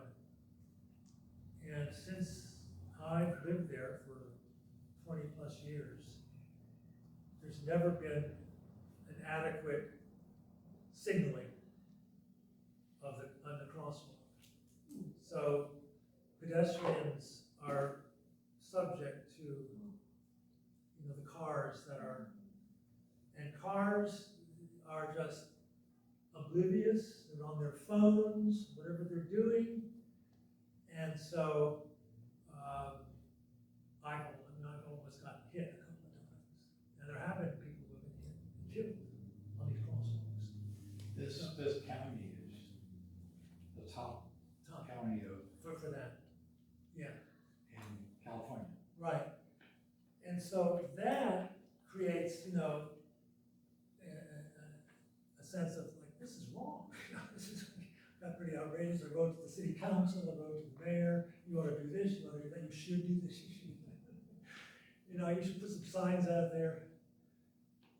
So they asked me if I wanted to serve on a commission that would, get something done. But choosing your battles, and this was one I said, yes, I'm gonna put some energy into this. This is worthwhile.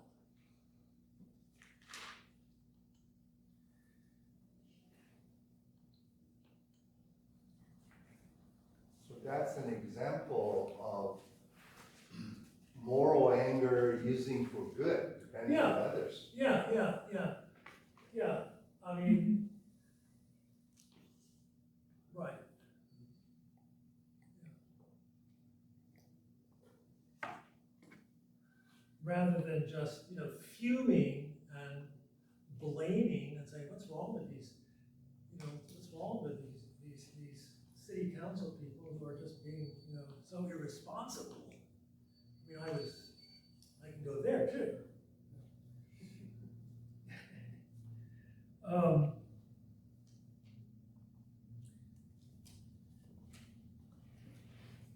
So, see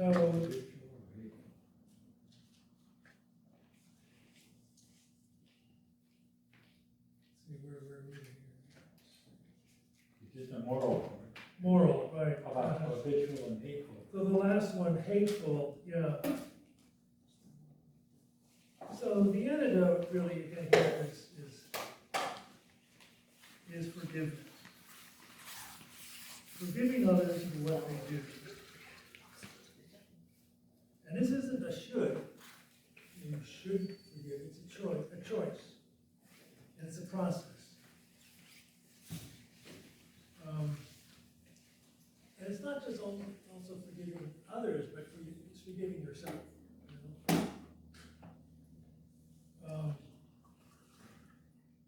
Some forms of this self-hate are self-sabotage, self-neglect of one kind or another, self-destruction, we talk about, how addictions.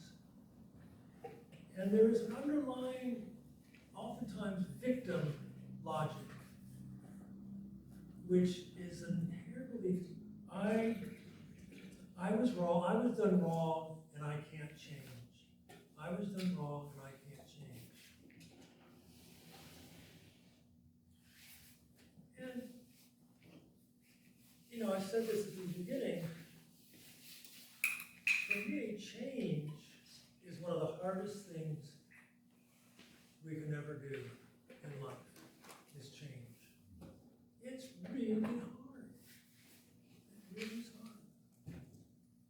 It means giving up all of these ways in which we structured our lives that many of us, myself, are very attached to. Very attached. And it also means, facing the unknown. We hang on to things because they're familiar to us.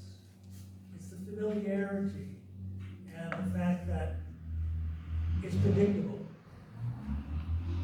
If I give up that, I'm facing the unknown. I don't know what's going to happen. Am I going to be all right? Will it all turn out okay? See, those questions go to a fundamental sense of, I really don't trust life. I don't trust life. I don't trust myself. I don't trust that the soul, that who I am, has a purpose, has a goal, that's wanting to go somewhere.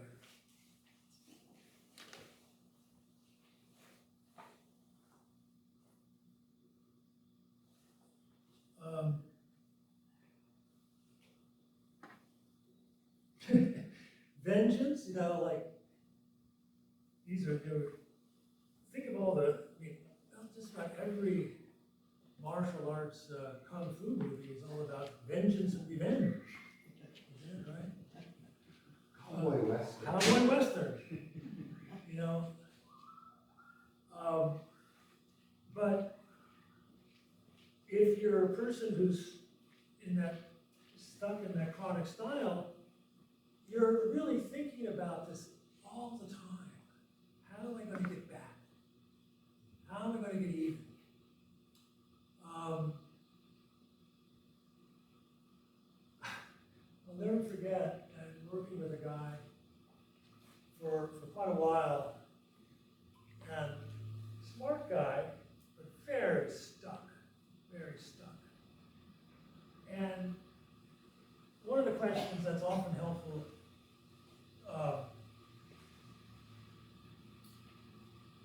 to ask, look, do you really want to get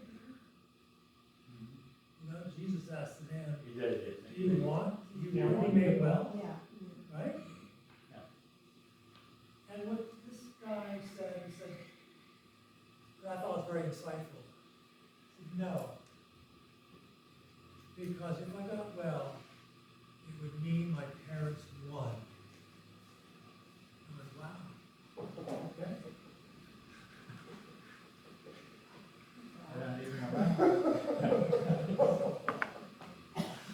You got me. What can you do? It's better to go down the ship together That's than right. to both of us. That's win. right. That's right. Yeah. So, what are some signs? What are some signs that hate might be controlling your life? Well, you think about the person you hate every day, a lot, You don't think about them, then someone mentions their name, boy, you're right back there. And you're in a rage because their name got mentioned. I mean, seriously, some people have this experience around their children or the children for their parents. I mean, I've met people I hardly ever know, and I start asking in conversation. It's like, do you have kids? Oh, that son of mine, he's just no good. Oh, gee. Can't help himself. Chronic anger. Yeah. You often tell other people, your story about how you've been hurt. That's a sign. And you can't imagine yourself not hating. There's a part of you that likes this feeling. Because see, it's actually a way that you stay connected. I want to start for people who grew up in the church or they've been wounded by the church, Christian church, Protestant or Catholic. They just are so angry, at the church, at the institution. Well, you're still tied to it. You think you've rejected it. You think it's nothing for you, but you're still tied to it because of your hatred. You haven't worked it through.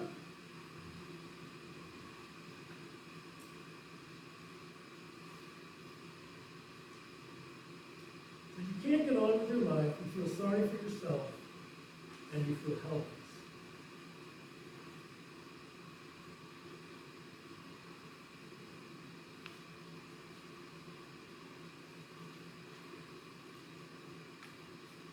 And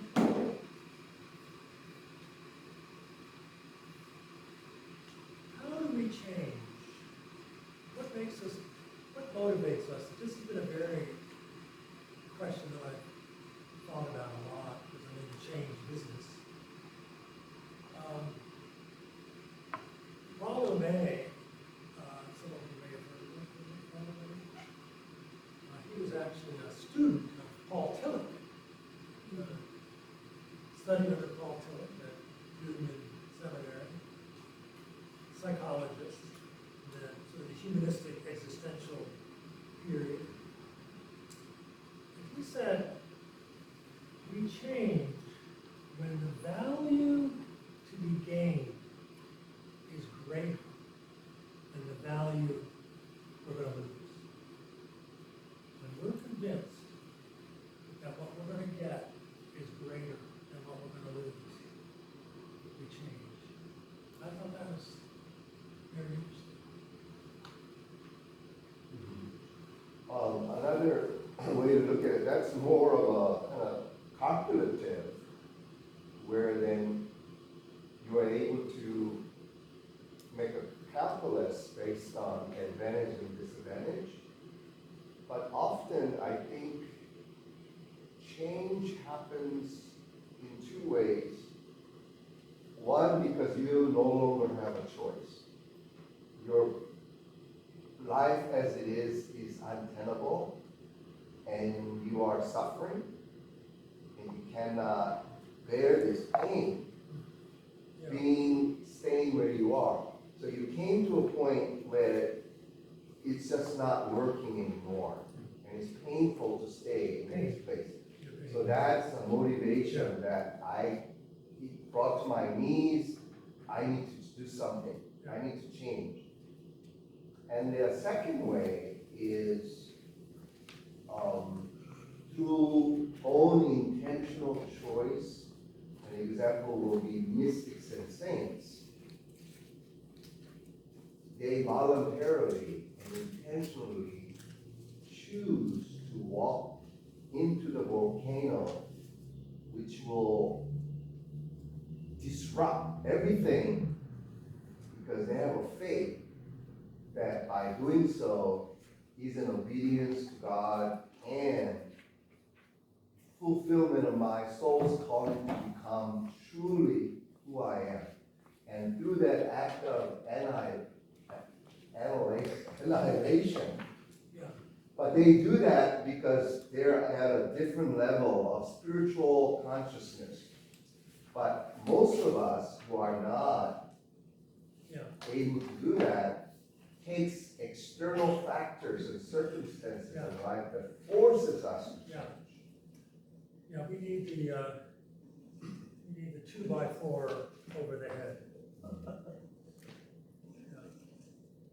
Kicking and screaming. Or the frozen goods behind your rear, as the Wisconsinite would say. Yeah. Yeah, I mean, it's true. Yeah. Yeah. And I think also, my experience, you know, I'll be 73 in June, that you just get tired of your old stuff. You just get worn out. Because it takes so much energy, you realize how much energy you're expending trying to maintain this false self, this structure that has no basis in reality, but it takes so much energy and you're just getting more and more worn out, more and more worn out. And you go, oh geez, you know, there's gotta be more to life than this. Yeah, and Richard Rohr pointed out there are two forces that are catalysts for change. And he said they are love and suffering. And of the two, he said suffering is Is a the more effective. greater catalyst for change. Yeah. Well, and here's the thing is that, yeah, I hear you.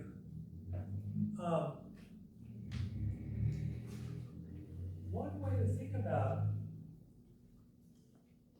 again, anger as a sacred emotion is that anger is the divine force working on your behalf to move you towards love.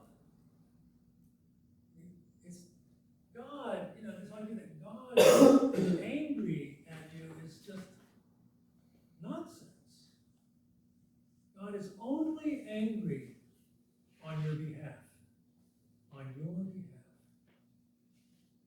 And if you can get that, then you'll see that it's, you know, everything is working together for good, as Paul says. And it's another way to look at anger is a sacred emotion from gift of God, is that when you were a child, you weren't able to stand up for yourself and set boundaries. So anger as an adult gives you that energy and motivation and power to able to finally set boundaries that you weren't able to in the past. Yes, that is ours. Hello. Yeah. I was getting a sense you were having quite an engaged discussion. Who would like to share anything that came out of your conversation? We talk about more than joyful jokes. We shared some jokes. It took a turn, and we We're talking started about talking about comedians, and maybe if they're angry, that's the way that, you know, their therapy, Is to use humor. yeah, you see, yeah. not the best medicine. Yeah. Yeah. We had so much fun in the table. Yeah, actually Freud said that there's always aggression in humor. What do you know?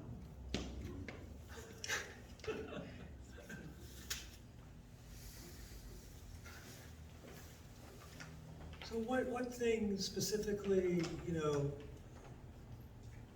came up for you that were new, were revelatory, were takeaways, you know, that were the most helpful?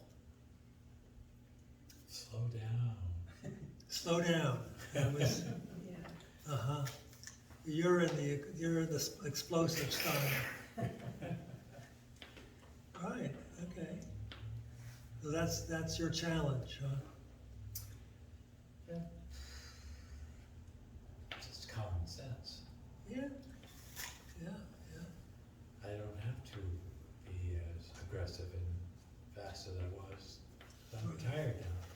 Yeah, Makes a big difference. yeah. That's what I was saying, you know, so age has a way of forcing you into change. Mhm. I was kind of still struck about the comedy, aggressive, maybe like a form of passive aggressive, some of the jokes and. It can be, I mean, it just depends. Particularly when comedians use jokes to indirectly talk about others. Yeah. But it is an interesting way of I think discharging one's feelings, and sometimes those are mixed with anger. In fact, there's a whole series my wife and I were watching on comedians who are in therapy, and they're using their experiences in therapy as their material. Yeah, the material, Yeah. And so it's really pretty much, here's what's going on in my therapy, and here's, you know, kind of telling their life story, which is oftentimes quite painful, but they're doing it in a very humorous way, that everyone can relate. In fact, there was a comedian who was on the circuit for a while,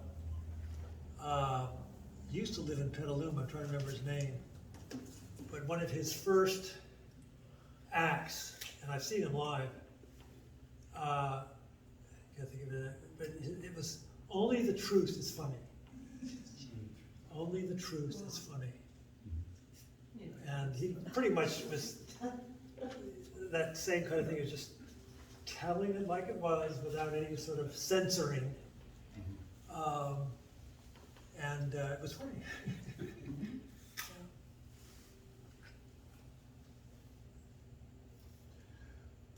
For me, what I recognize about anger in my life is displacement of anger.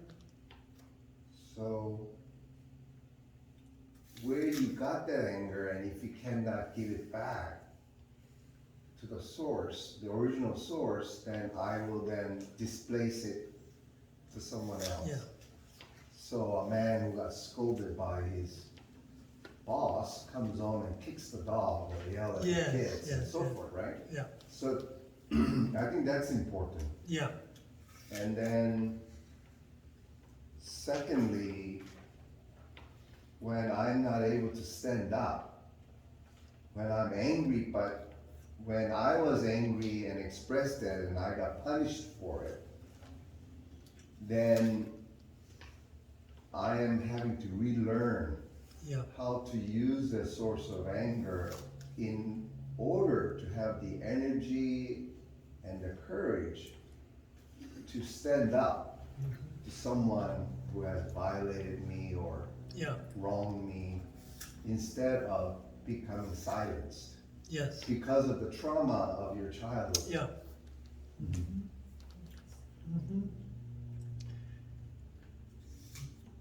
Because without that anger energy, I won't be able to set boundaries as an adult. As an adult. And what I found to be true is that the more in which you do the inner work and the repair, and you become more and more comfortable with and have a good relationship with anger, and you set boundaries, you actually find that people do not cross your boundaries as much. Because there's sort of like, you know, the law of attraction or whatever. It's like, if you're someone who's open and vulnerable, a person you become kind of a target.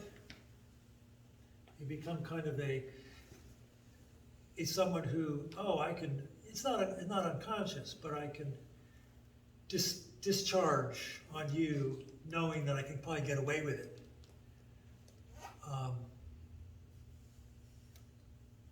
But if you're someone who's basically dealt with all that, you find that you don't experience it as much. Does that make sense? Yeah. And in some sense, Me Too movement was empowering women to now it's okay to set boundary and say, this is not going to happen with me. Right. So that was an empowering movement for women Yeah. who were silenced in the past. Yeah. Mm-hmm. Mm-hmm. Yeah. My family situation was my dad had kind of explosive anger. It was not that common, but when it did happen, it was very shocking as a child to see that happen. And the way, so all this was all undercover. So I was very frustrated and wasn't getting my needs met. And so I would act out on my brother, who was 2 years younger. My brother would then act out on my sister, who was 6 years younger. And then my sister would act out on the cat. So, you know, find the next vulnerable person, you know, that you can beat up on. Is basically how it worked. And the cat stuck around? And the cat, you know, we don't know what happened to that cat. Poor thing. Looking for us. Yeah. Mm-hmm. Yeah. So the displacement.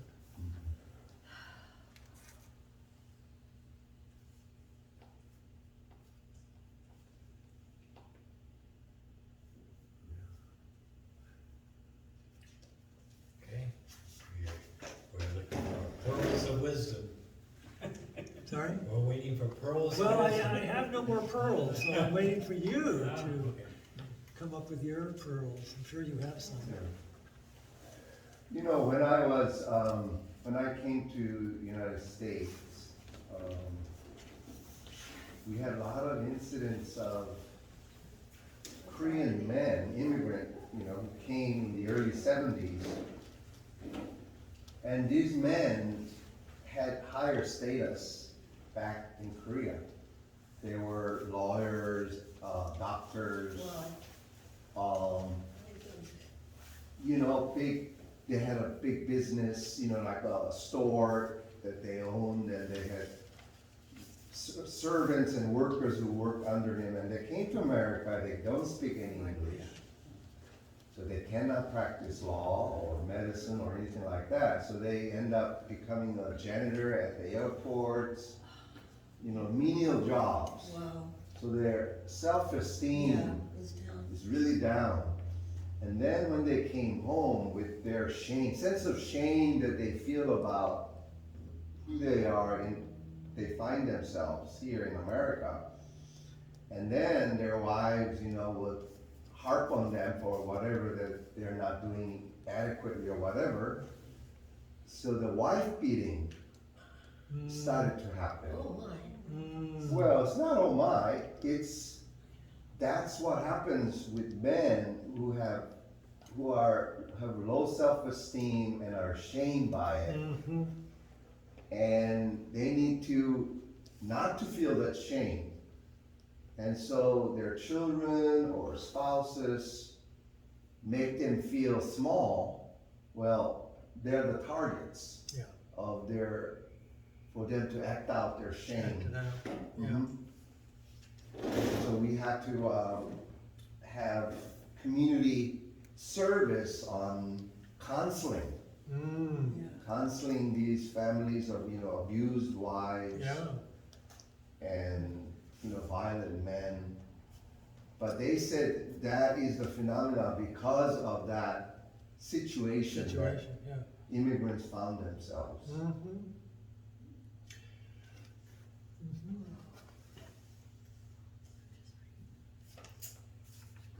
Yeah, and it's certainly, you know, true in this country as well when it was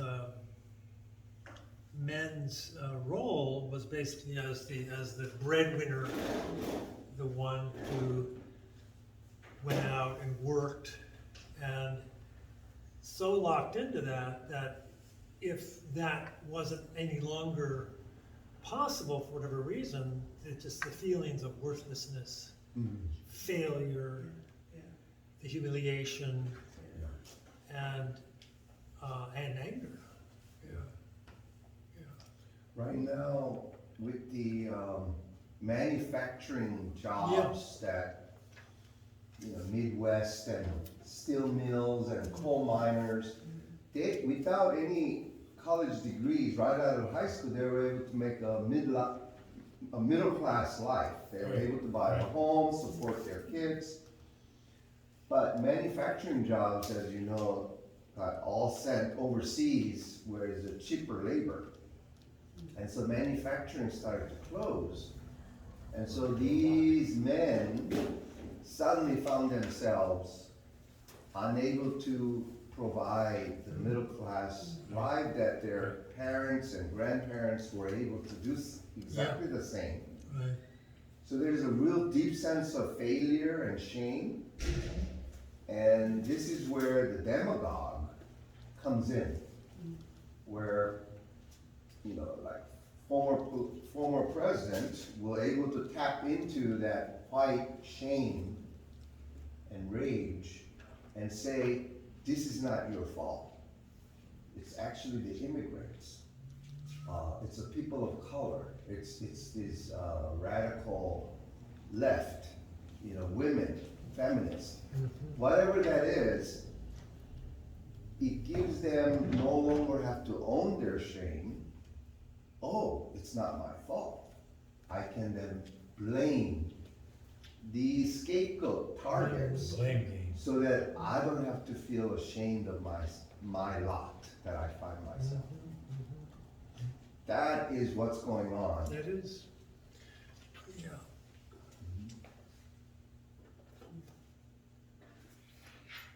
So what's the cure? Pardon me? So what's the cure? That's the cure. So I can tell the politicians, Well, yeah, I mean, or you can tell yeah. them. I mean, I think, you know, this is a huge topic, but, you know, it's, I think what we're not willing to talk about in this country is essentially the failure of capitalism. Because that's, at the end of the day, what keeps people in social classes, economic social classes. Capitalism. So what do you propose? Well, I don't, but I'm just saying. Communism? I'm just saying that capitalism, if you really look deeply, is shame-based. It's a shame-based system. Yep. And it's rooted in a lot of understanding of Calvinistic theology that says of the inherent sinfulness of human nature. Yeah, the German sociologist and political scientist by the name of Max Weber wrote a called The Protestant Ethic and the Rise of Capitalism, and the direct link between the two. Yeah. And it's based on shame-based understanding. Yeah. That if you don't succeed, then you are not under God's blessings. Right. You are not in God's good grace. Because you have spiritually failed. Right. And so the way to prove that you are in good standing with God was to show your success. So your success. Prosperity gospel. Yeah. I think it boils down to one word, greed. Greed. I think if it's, you know, instead of, it should balance it out a little more, and then everyone can be happy. But if you look at, yeah, that's true, but you say greed stems from inherent sense of deficiency, that there's not enough. I'm not enough. But what did they do in the first century church in Book of Acts? The people had a lot, gave to They shared But they everything. had a communist Yeah, I system. mean, but they're, the people who Yeah, did. everybody had owned in common. I mean, one of the most interesting studies, I'm forgetting the author, but did a thorough research on why is it that we cannot feed the world. Exactly. Essentially, there's enough production, there's enough ways we could do it. Broke it all down, and it's essentially because it would disrupt the hierarchical system. Businesses profit by having Greed, so sharing money. poverty, yeah, that's the system. Money over health or money Yeah. over life. Yeah, so that's what we've chosen, Yeah. that's what we've chosen. The greed is well, according to somebody like Thomas Hobbes, the Hobbesian theory is that basically people are motivated by their own self-interest.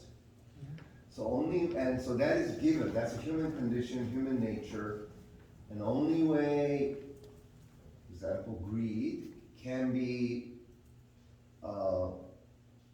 regulated is through strong government that regulates our greed.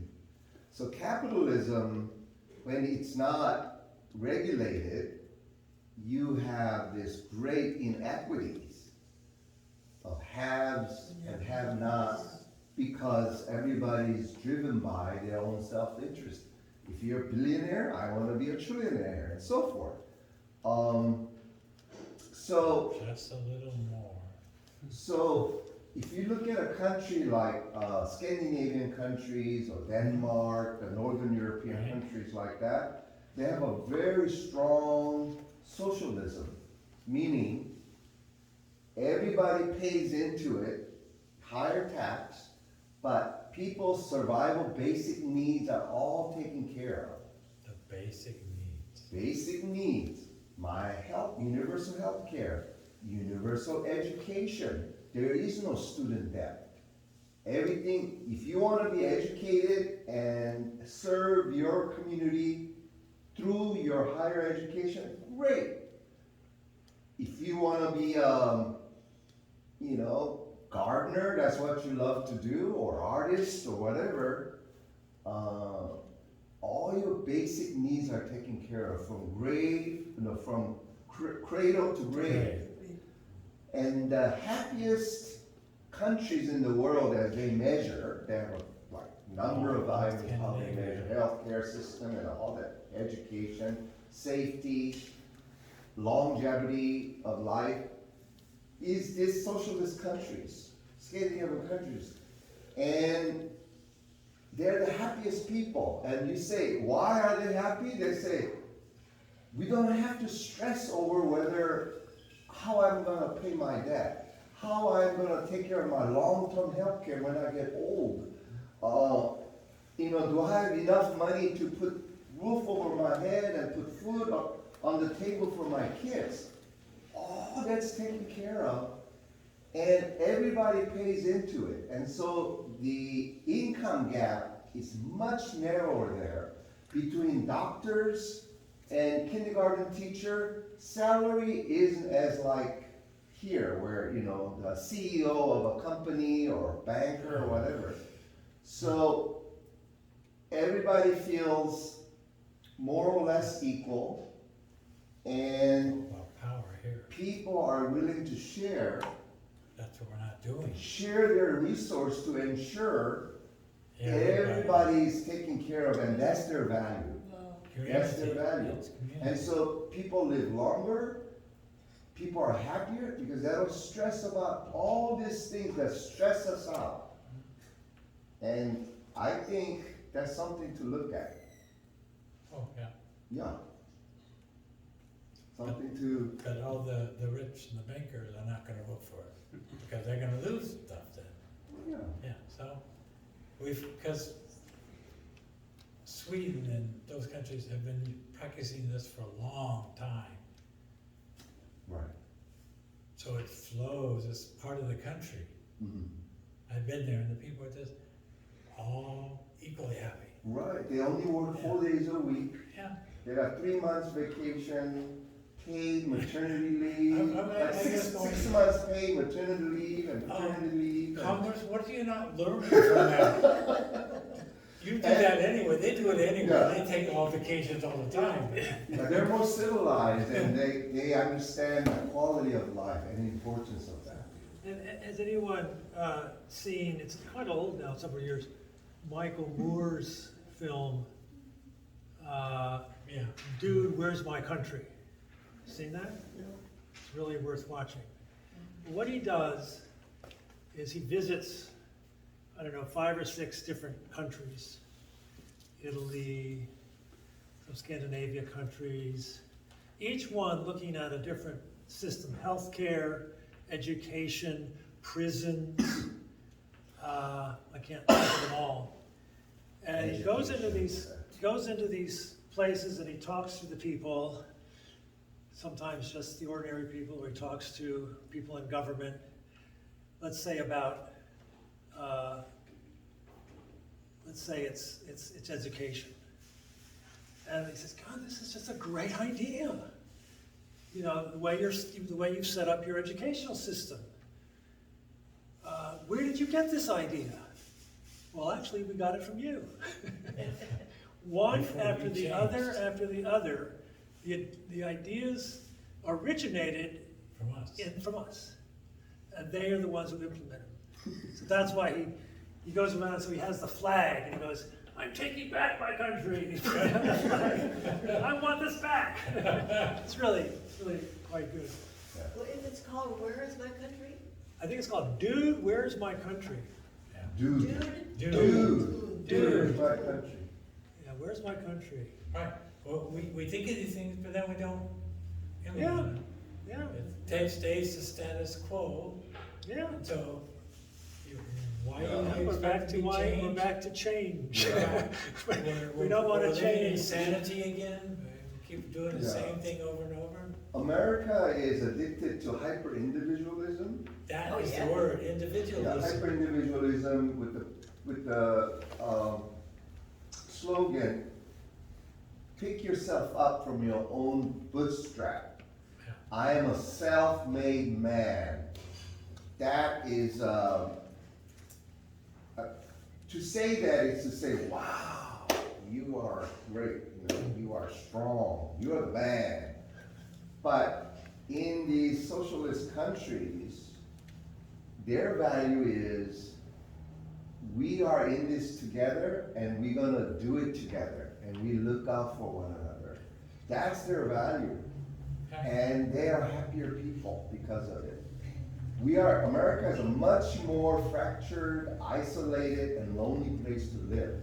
The way that we live. Not only that, but we have 2 oceans separating us and the rest of the world. In Europe, the countercultures, they really thrive together, but here, we're very isolated. In that sense, yeah. Like, we have not been attacked. It's all been ourselves inside, Civil War, etc. Yeah. You know, other places, they had to come and find community and things together because they were all being hit, like Russia with Ukraine now. Everyone west of Ukraine is all worried now, am I next? So they're all coming together. Yeah. But I agree, isolation, we went too far that way. Yeah, too far. Too far. When like Scandinavia says, let's live in community, family. Mhm. Family is important. Community. In a lot of countries, I've gone, you go and there's 100 people there at dinner and you go, who are these? Well, these are all my relatives, these are all my family. They say that the biggest thing that American policy that made an error was creating a nuclear family right after Second World War with the truck homes for the returning veterans Right. of World War II. This nuclear individual single family set in motion of all isolation. Yes. Because prior to that, you had multi-generation living together in a one farmhouse, grandparents, Exactly. parents and grandkids and, you know, all living together and taking care of each other. I got sucked in that whole nuclear family. Exactly. And so we are So we're all moving- isolated from each other and we're living in a community where no one knows who you are, nor do you know who they are. Only thing we know is that in the morning, garage door opens up, they go to work. At the end of the day, garage door opens up, the car goes in. Someone at the Don't garage see door them. moves, someone